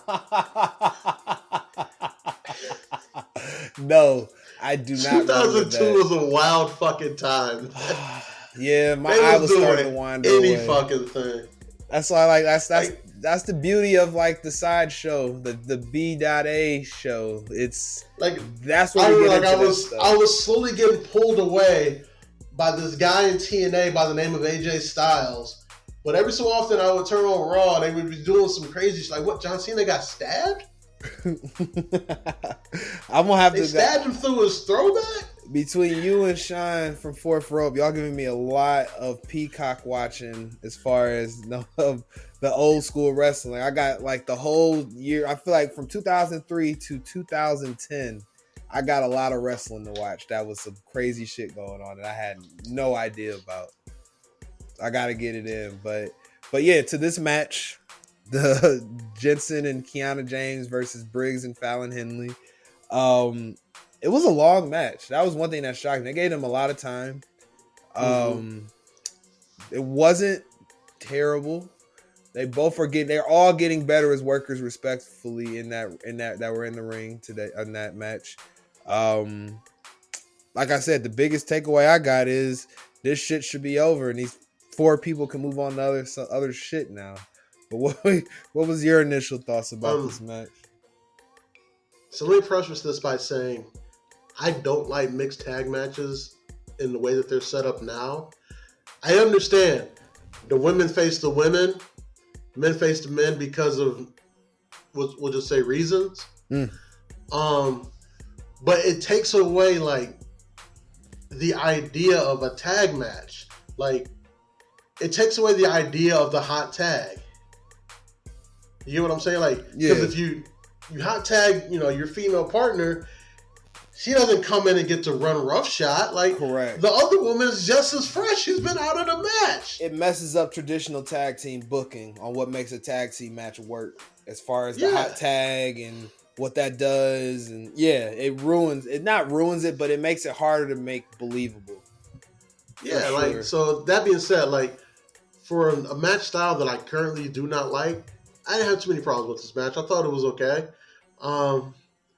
the ending, Kiana James went back to the purse. She said, "Get the blicky." He thought it would just hit him with the purse, and Poor no. Jensen. You know he was not around black women growing up to know. Like when they say get the purse, you get the purse, motherfucker. You don't you get the purse. What am I supposed to do? Throw it? Like, come on, man. So and then she hit him with the "I never loved you." Oh yeah. Do we ever get to see who the other guy is? You think maybe that's where this shit goes? Oh, look at me writing this stuff. Get me out of here. It's gotta be Big Body Hobby, right? Probably. Big Body Hobby has the swag to be that dude. They had mentioned, or at least oh God, I hate I remember this stuff. That Sebastian was the guy's name that they found. So if you can tie a Sebastian to any talent that's like not really doing a lot right now, that should be in that spot. I mean, maybe that's Big Body Hobby's real name is Sebastian. Who knows? But yeah, that's probably where this is gonna go as I talk through this. Is the other man's gonna show his face and want to fight? Or he's like, yeah, she called me Sebastian because I spend a lot of time down under. Oh God, nah.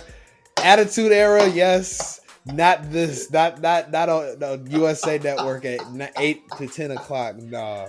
Okay, nah. Hey, Big Body Hobby, I'm trying to get you on TV, bro. Hey, I'm trying to. He got a quick segment on the intro. He did. Big Body Hobby, I'm trying. Rocking a dope ass DX hat. I need to get that. That DX hat he was wearing was pretty fucking official.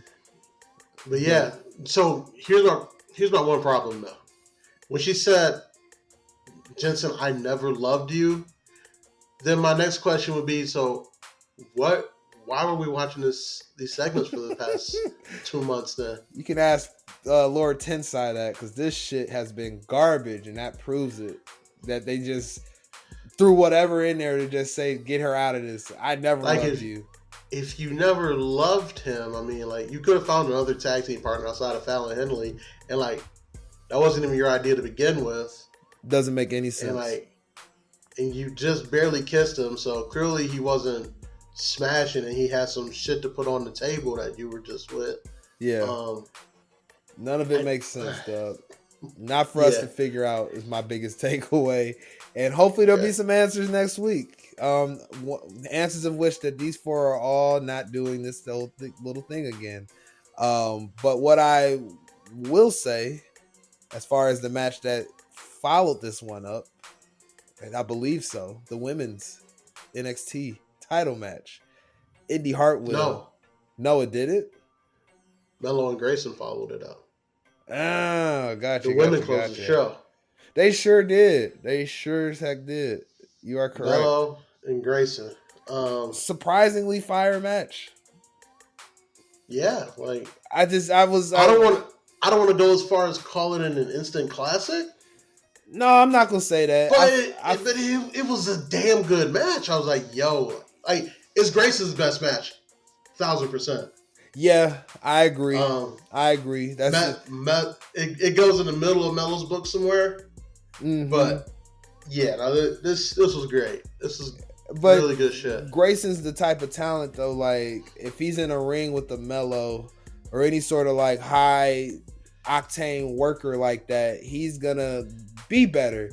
But if he's in the ring like we had saw a couple months ago with Brian, you're not gonna get the best out of that dude because Grayson's a floor raiser. He raises his floor to the guy that he's in there with. Correct. But he can't bring his ceiling down to someone else. Right, exactly. Or elevate anyone else on top of that. He can't. I don't think he can elevate a talent like they want him to yet, which is why I think he'll still be hanging around NXT for a little bit longer. Yeah, no, he can't elevate a guy because part of the reason he can't elevate a guy is because he's so much better on the mic than most baby faces. Makes it tough. If you get eviscerated on a regular basis, how can you make anybody look better than you? It's hard. But then he's also got to be himself, so it's a tough line to walk. Yeah, like, because you saw, like, he's so much better on the mic than Braun was. You're like, oh, this ain't it. But then when you put him with Mello, you're like, oh, right. He's not. I mean, he might be better on the mic than Mello, maybe.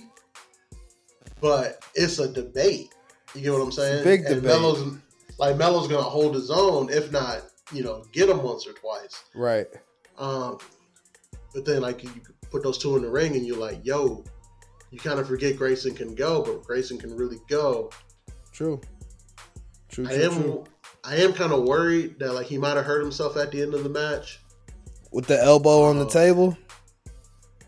With the elbow on the table, but like when on the finish of the match, when he kind of dove in to do his rolling stunner thing, his foot kind of like caught the bottom rope as if like he heard it on the run to hop in, or like it was already hurt and then he like exasperated it. So, shout out to Grayson Waller, hoping he's not like actually hurt, because he's a true talent they got there. And they need him on TV because there's not many believable heels on that brand outside of him. Only like would you call JD McDonough a real heel? Like, I can't. Yeah. I mean, a real heel in the sense of what a heel is, but a threatening heel, I should say. I feel like Grace is more of a threat than a JD.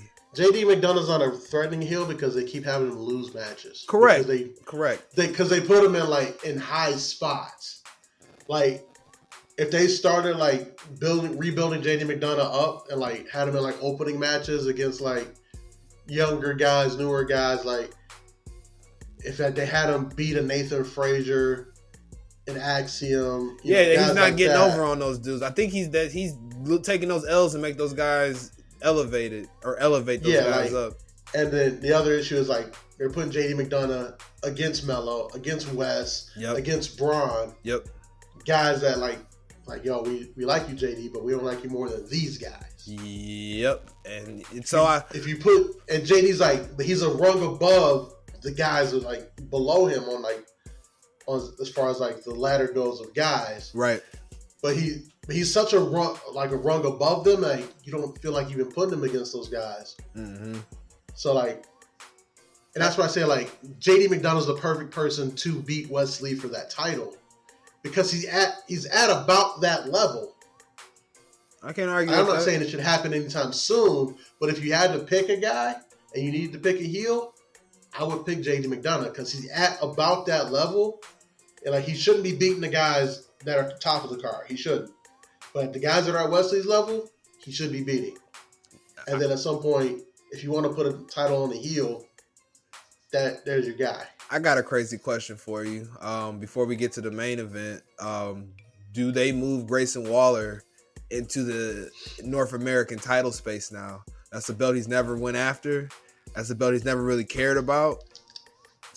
Like as much as he tries to go after I can't even call it Big Goldie in confidence, the NXT title, because it's not Big Goldie anymore until the rainbows come off of that boy. But yeah, do you think they will move him into that space? Because Wesley doesn't really have, outside of his Dijak battles, we talked about McDonough. I'm trying to think of any other matches he's really had. Like they've been like kind of like tweener against faces pretty much. Like, so you think that'll be his like big heel he can go have some matches with, pass the title around back and forth? I wouldn't be mad at that. I think the issue with booking Grayson against Wesley is Grayson can talk circles around Wesley. Yeah, here we go. Right to the back point to the point where you're like, yo, like if you're gonna have them talk, Grayson has to win that belt. Yes. Maybe that's what the end goal is for when it's time to take the belt off of Wesley. Maybe you use a Grayson because of how strong he is on the mic. It could just completely squash Wes. But I don't know. I feel like that's almost detrimental to a dude's career if you kind of some have survived from it. Shout out to Roman. But if you just have a dude out there getting eviscerated on the mic that you don't want to look weak yet, that could be detrimental. But the strong survive in that light. It's happened to a lot of talent that have persevered or burnt alive from it. So who knows? I think Grayson needs a heavy. He had a heavy. Yeah, so they tried it with Sanga, but I think he needs one because he can out talk guys. Like he needs like and he can clearly go, but he needs like to be able to go, but then have like the face be getting ready to go over, and then the heavy ruin. Oh my God, they ruined what was a classic, and Grayson Waller escapes again. I see it. So then that way announcers can never be like, oh, he just can't do it. He's not a good wrestler. They're like, well, he can go, but we don't know if he can win it because he always has his heavy help him out. Right. Like, and at some point, the heavy gets tossed, and then you have to see Grayson really go, and then you remind people like, oh yeah, no, he one of them guys. Right. I think Grayson needs a heavy, especially like in NXT where he's bigger than a lot of guys. That too. Like, and like on the main roster, he's not bigger than everybody, so he can kind of like, it's like, oh well, I'm just one of the guys here. Yeah. On NXT, he's bigger than a lot of guys, so you expect him to be able to go, and you expect him to win these matches, but you're not gonna let him win these big ones. But if you give him a heavy, then he wins the big ones, underhandedly, right? Which is what heels should do. I mean, I wouldn't mind Grayson in that North American title picture. They gotta do something outside of West saying, "I'll fight everybody." Yeah, that's what I'm saying. We gotta move on, and I think Grayson's the perfect thing to get him to move away from these open challenge 4-way, 5-way matches that it seems to be his whole title reign has been. He needs a formidable foe, and he hasn't really had it yet. I think Dijak was the most like, oh damn, he might seriously lose this title. That's the only time I've really thought of him possibly losing a match. Outside of that, it's like no question he's winning. So yeah, I'm hoping that's you want to see Wesley lose that title to Scripps. I know you're a Scripps guy. I saw that Batman promo he had during NXT. I was like, who the fuck is out here looking like Goliath from the Gargoyle? Right. I'm like, what are we doing, who guys? Who the fuck is this? I'm like, this ain't Scripps Day and this. And then when they wrote the little shit in the sky, I'm like, give me a fucking break. Next. Like, come on. But yeah, I wouldn't even be mad at Scripps will never recover to me from when he tried to jump Axiom and Axiom kicked his fucking head off. I thought that was the funniest shit I had seen in wrestling in years. Yeah, man, they be doing my guy Scripps dirty. Like I was crying watching. Like, oh, he's about to get jumped.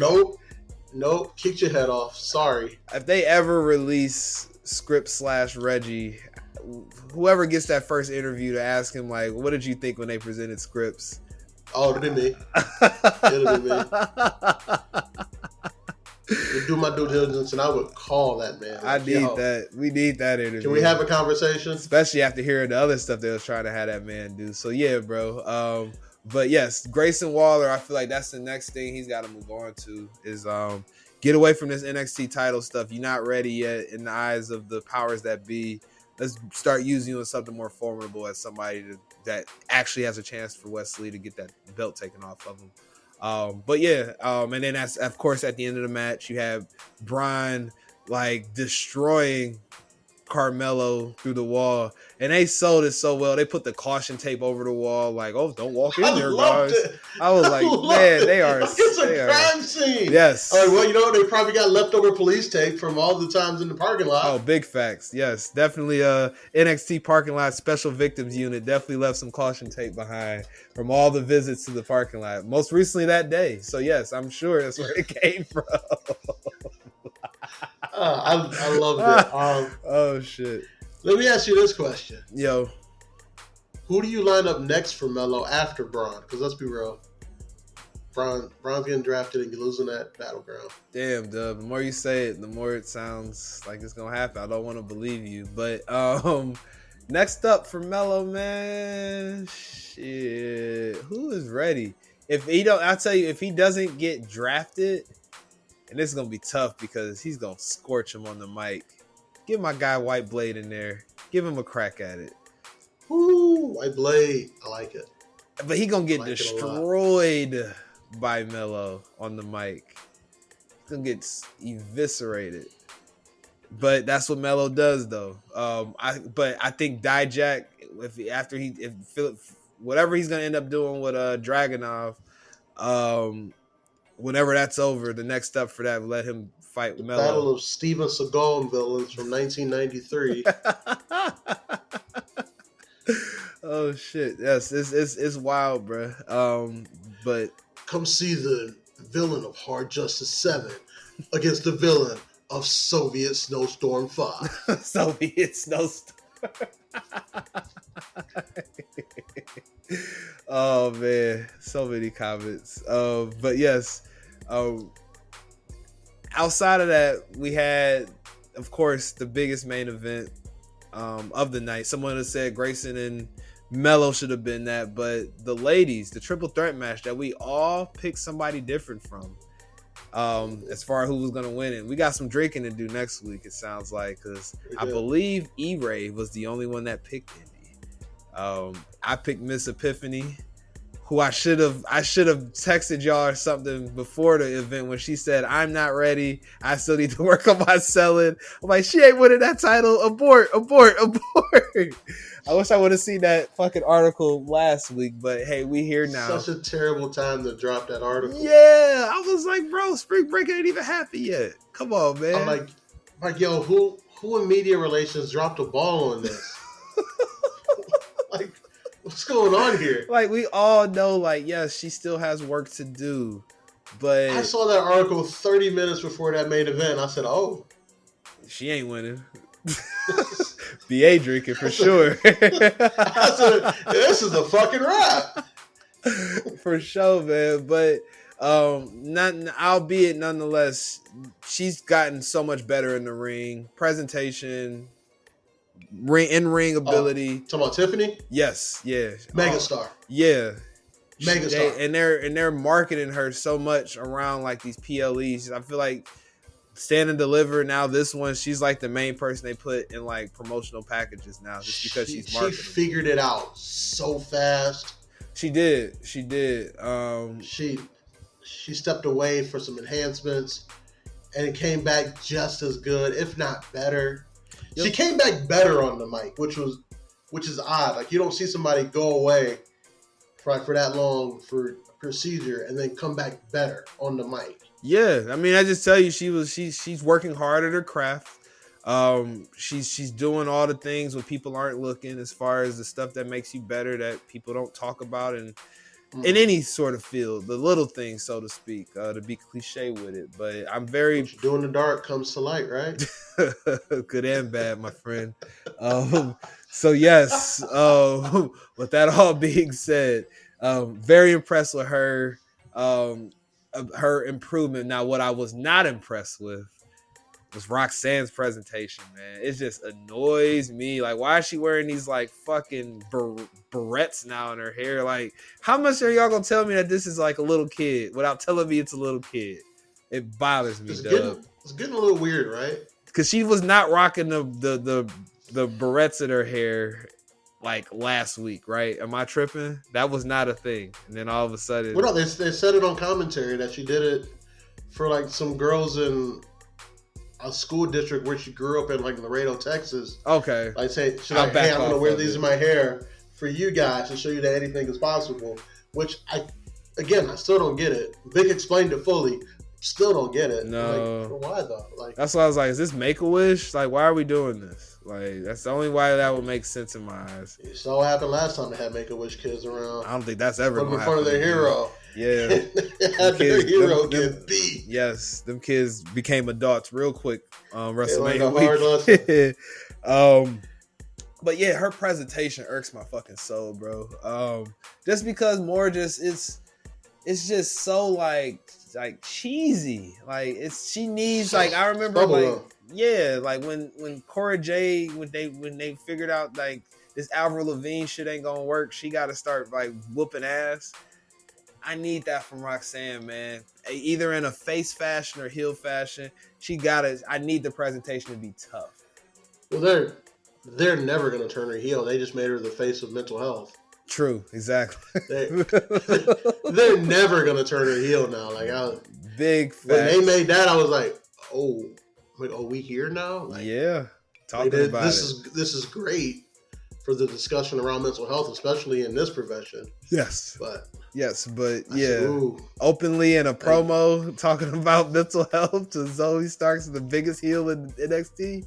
Yeah, it's a whole thing. She will never be a heel, but she can still be tough, man. That's what bothers me about this. Like, it's just for me to be sold as her as being the NXT Women's Champion. I don't buy it. I hope maybe she gets more rugged in the chase, but I don't know, man. I'm off it. Yeah, if you saw this 5'2", 20-year-old Latina girl who smiles all the time, would you ever consider her tough ever? Not in the traditional sense of toughness, no, because what am I seeing to make me think that? You feel me? Even when she's angry in the ring, does she look tough? No, because she's still smiling. Like, she's excited to be angry, so to speak. It's like, it's weird, bro. That's why I'm like, they got to do something with this presentation. It ain't working for me, dog, at all. What can you do? Give her some sort of feud to make her tougher and stop being so happy about everything. Like, somebody got to do some, like, go beat up her grandmother in a nursing home or some shit like that. They had her fight her best friend. Who, Cora Jade? Fuck out of here. That ain't enough heel. I need Zoe Stark to go to her grandmother's nursing home and like beat the shit out of her grandmother or something like that. That will get her to where I need her to get her. You've definitely been watching the Ruthless Aggression era. Yeah, we won't see that on TV. Wishful thinking. But that's what we need. We need a heel to do something so fucking terrible that she's like, okay, that's it. No more Mr. Nice Girl or Mrs. Nice Girl, and to go after somebody, man, instead of just being happy to be at the show. That's all I feel like her character is and will ever be until we get that. Period, point blank. But match in general, I thought it was a pretty good match for a main event. All of those. I thought I was for sure right. When Indy went out hurt, I knew I was right. I was like, oh, they not putting this belt on Tiffany yet. She just said she's not ready. I said, Roxanne getting her belt back. These niggas is drinking. And then Indy limped on out there, I don't want to say like, oh, she was really hurt, but like, if that wasn't working, like they were working that, hey, take the champ out for a while and then have her come in and get it again. I hate that every time they do it. It was trash. I hate that every time they do it. Yeah. Dijak tweeted out that Indy was no-selling an injury that she actually did sustain in the match. If so, kudos to her for grinding it out. Because it looked like on that moonsault, she caught a boot to the face. Yes, I did peep that. And her knee buckle, which I guess catching a foot to the face will make your knee buckle. Oh, for sure. It'll definitely take your breath away, to say the least. Yes. Yeah, well, shout out to Indy. Indy Hive still alive and well over here. Yes, it is. She ain't getting caught up though, probably, right? She can't. Not the way they not looking like it. Nah. She told me if you'd have told me a month ago, is Indy getting caught up? I'm like, absolutely. It's time to get the family back together. Exactly. But nah, she put a belt on her. They're making it like she's like this and I'm not mad at it either. Like this overcoming champion, like the underdog type of deal is what they're trying to put around her in this title, which I think is working, honestly. Because the crowd's been waiting for Indy to do something of relevance since the brand change, and I don't know, it just helps out the whole picture in my opinion. I don't know.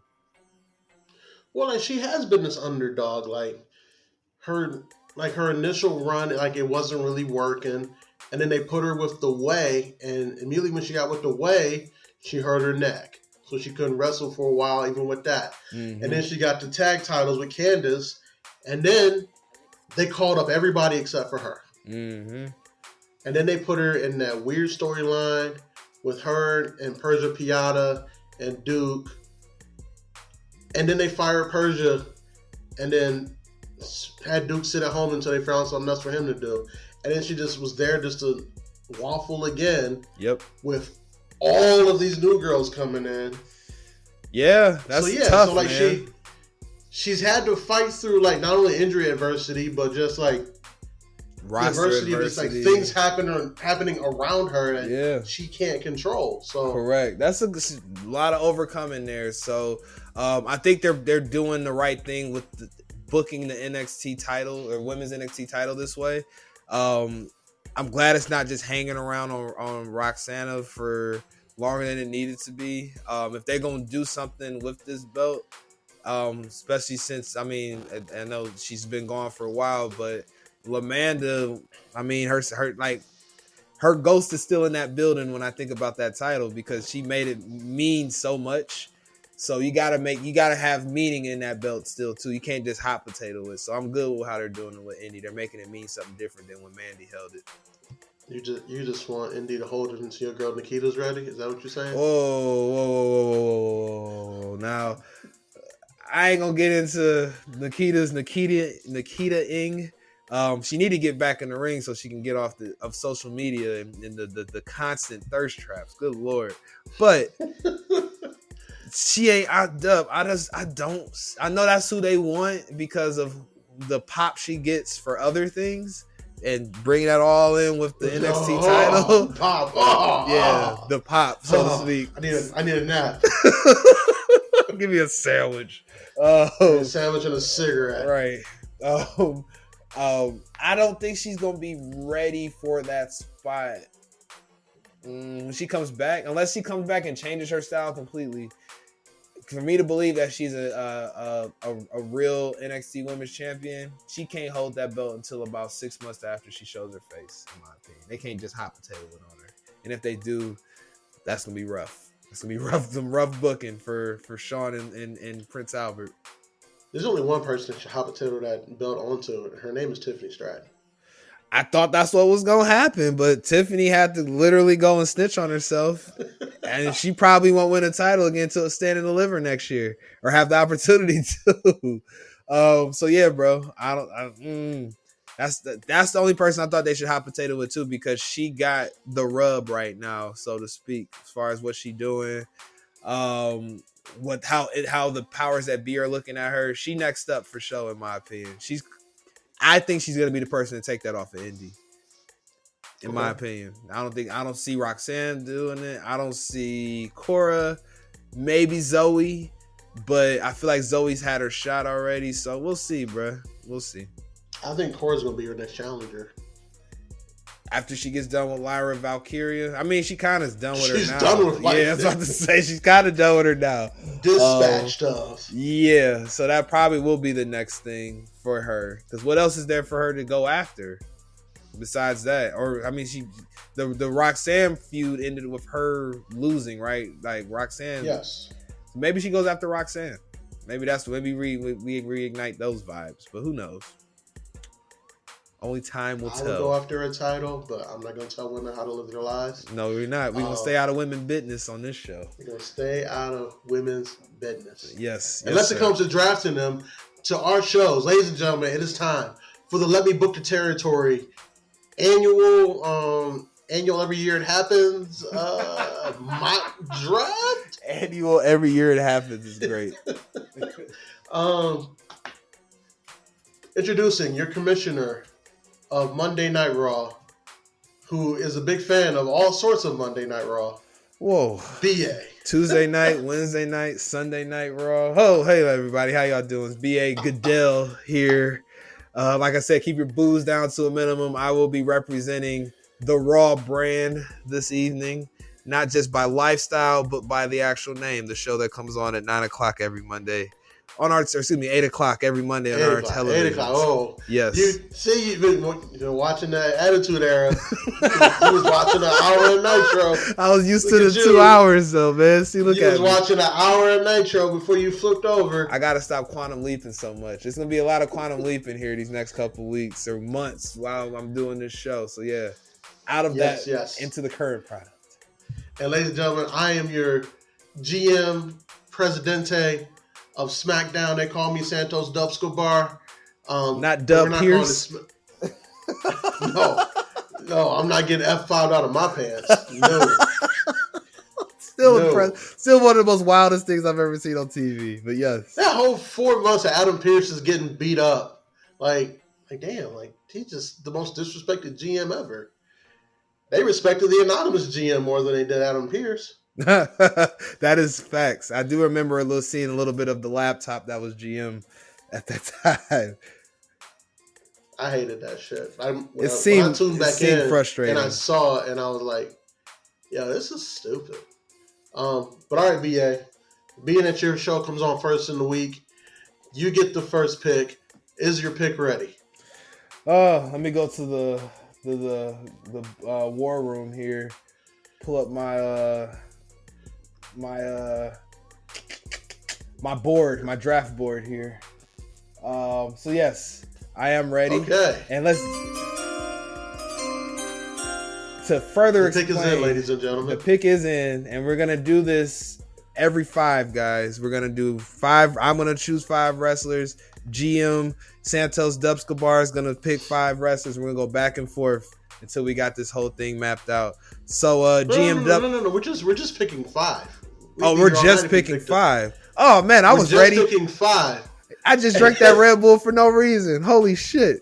I told you this. I said we're gonna pick 5 wrestlers. I thought it was gonna be 5 and 5. I'm here for just the 5, but I was ready. Mean you're gonna text back and forth another 5 to 10, and then I'm gonna post up the entire thing. Listeners, if we have video right now, I will show y'all my office I record in. I have like 4 laptops up right now. One I'm recording on, talking to the Tribal Pod Chief. I have my iPad sponsored by E-Ray's Electronic Emporium. I have my work computer up and this big ass monitor in my office. I'll have to show it to y'all when we go on video here. I was ready at almost 2 hours. I was ready. I was like, we've been here till 3 in the morning.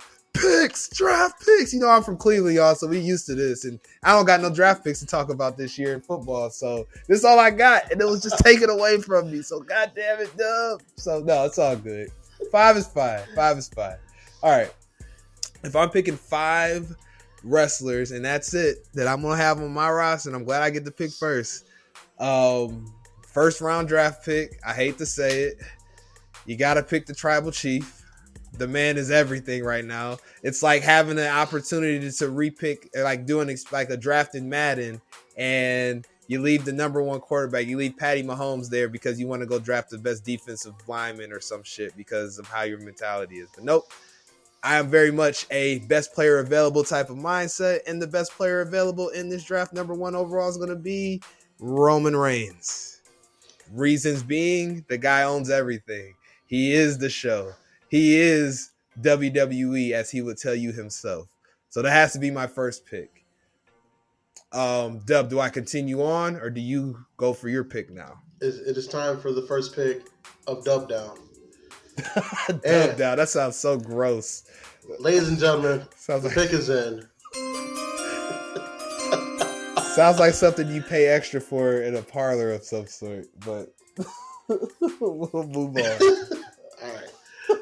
The first pick in Santos Dubscabar's SmackDown is Seth freaking Rollins. Oh, different brands. I need a guy at the top of my card who can hold down the middle of my card if I need him to, who can open the show if I need him to, and I need somebody in this World Heavyweight title picture since I get the new pretty big goal. So my number 1 pick, Seth freaking Rollins. BA, it is time for your second pick. Do you have your second pick, sir? The pick is in Play the Jungle, please. Like music to my heart in this April of 2023. Second round's pick for the Raw brand will be the best women wrestler on the roster, in my opinion right now. The Black John Cena. Jane Cena, if you will. Miss EST. Wait. She has the Raw title. You don't have to pick her. You already got her. Oh, duh. Thank you, Dub. Appreciate that. So with that being said, then I gotta pick a lady, man. You gotta pick the best lady available on the board. Gotta have somebody formidable for Miss EST to go against. I think it's gonna have to be. I gotta pick. I gotta go Becky Lynch. Becky wins. I didn't want to say Becky. I wanted to pick. I don't know what. I'll save it for later. I don't want to give you any ideas because I'm still on the board. Just split up the couple. We did. Man. Cannot hang out. They cannot travel together anymore. I'm sure that will be a problem in real life. Also, think about that when you guys do your own mock drafts at home. Yes. The couples are more than likely going to stay on the same shows, guys. 100%. Yes. 100%. All right, here we go. In the spirit of having champions of long reigns, the next pick on Dub SmackDown is Imperium. You went whole faction. Okay. Give me the whole faction. Okay. Give me the whole faction. Gunther's about to break Honky Tonk Man's record. Fabian Eichner is, or Giovanni Vici, whichever they're calling him now, is just unreal.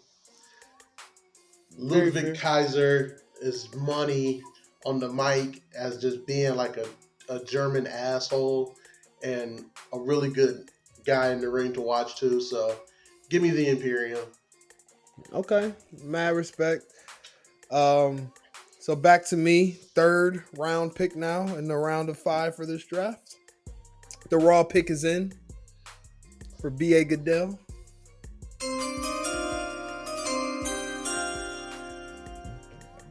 Raw brand is choosing for the third round of the Raw draft, or excuse me, the WWE draft. Third pick is going to have to be the Beast Incarnate himself. The Black Champion Hater, if you will. Jeepers Creepers Code himself. Brock Lesnar. Wow. I just got nothing but part-timers on my roster. It's going to be a rough Monday night. We'll have to really get the mid-card's going to have to be really strong for Raw. Wow. BA said, I am not sick of Brock Roman yet. Oh. Man. So, with the third pick on Dub SmackDown, I'm going to do something that I don't think that the WWE would do is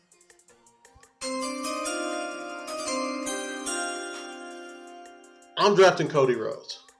Oh. I don't think the WWE is going to separate him from Roman, but BA left him out there.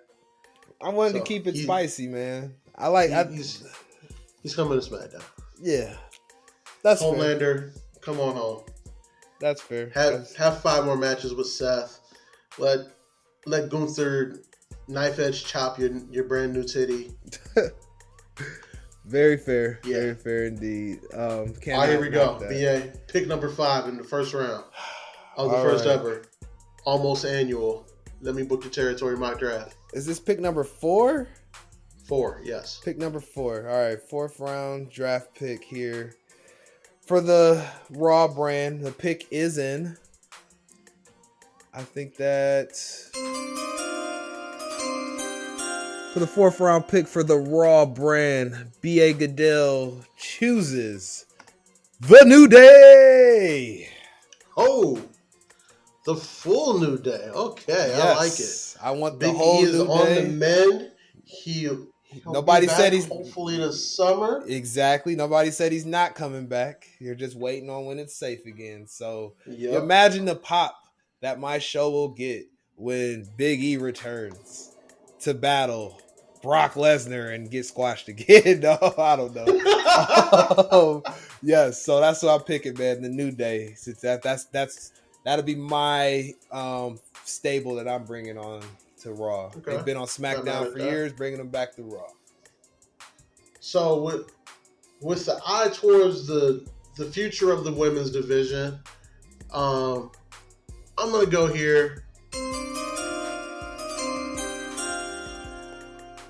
with the genius of the Sky, Io Sky, coming over to SmackDown, starting her singles run, and Rhea and Io, I mean, come on, like, fire. Tracks. Baller matches all over the place. That's why I had to draft Becky. Bianca needs somebody to wrestle with. That's a formidable foe. So yeah, that tracks, man. So we're on the last picks now. Pick number 5. Gotta make it count. Pick is definitely in. I'm ready. I already know what I'm doing here. With the 5th overall pick, or 5th round pick for the Raw brand, B.A. Goodell chooses none other than LA Knight. Yeah! Take my guy off of SmackDown. Bring him to Monday nights. Mr. Monday Night 2.0 himself. I'm giving him that nickname right now.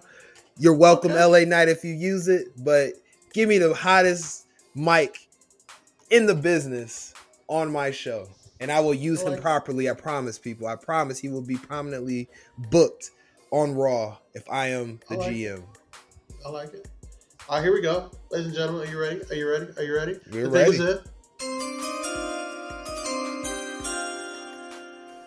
Give me the Grand Slam Tag Team Champions themselves, the Street Profits. Vince McMahon's favorite tag team. So does that mean I get Shelton and Cedric too? They may come as a package deal in case at this point. If I'm Trips and I'm booking a SmackDown and I know Vince McMahon's got his pulse on the Zoom call that he comes in on and yells at me at, I'm gonna have Cedric and Shelton on my show, so I don't have to pull those guys from a different brand. I think they're fair to be a package deal. I'll allow it. The league allows it. I'll put them in like parentheses. That tracks. Now I want to end this in a fun way, Dub. Now, how about the not first round pick? So out of the roster, who will be the most ridiculous number 1 overall pick for you, Dub? For the SmackDown brand. Scripps. Fair enough. My not first round pick would be bum ass Baron Corbin. And there it is, folks. The WWE draft from the good old boys. Not the good old boys. What am I saying? The fellas. Excuse the fuck out of me. From Let Me Book the Territory. Amazing. Good times, man. That was fun. You know, BA, had Vince not got sued again, we probably could have went for 5 more picks. But we're at 2 hours and some change. Oh, we could have had a lot more fun with this, but you know, wrestling news. Phil Brooks wants to show up on shows in companies he doesn't work in. You got Vince McMahon getting hit with the 30th lawsuit in the past year, albeit the most egregious one. That's the arguments for you guys of what's been the most egregious lawsuit to come out. But yes, I'm gonna leave that for y'all and Twitter to argue about. So yeah, man, that's the draft. You excited for the real one? Let us know. Tell us our picks are great. Tell us they're trash because you want to lie to us because it's fine. Yes. But we both know that we could draft a hell of a roster. And, you know, as I'm talking about this, I don't know how 2K does it. If you can do like a shared roster in 2K with your friends like you can like a Madden League. I think you can. They have a universal GM deal. I think you could, but more than one user. Yeah, to me that would be pretty fun if the 3 of us did that one day. But anyways, that's neither here nor there. Maybe something later on, content-wise. BA, hit the people with your socials. Let's get up out of here.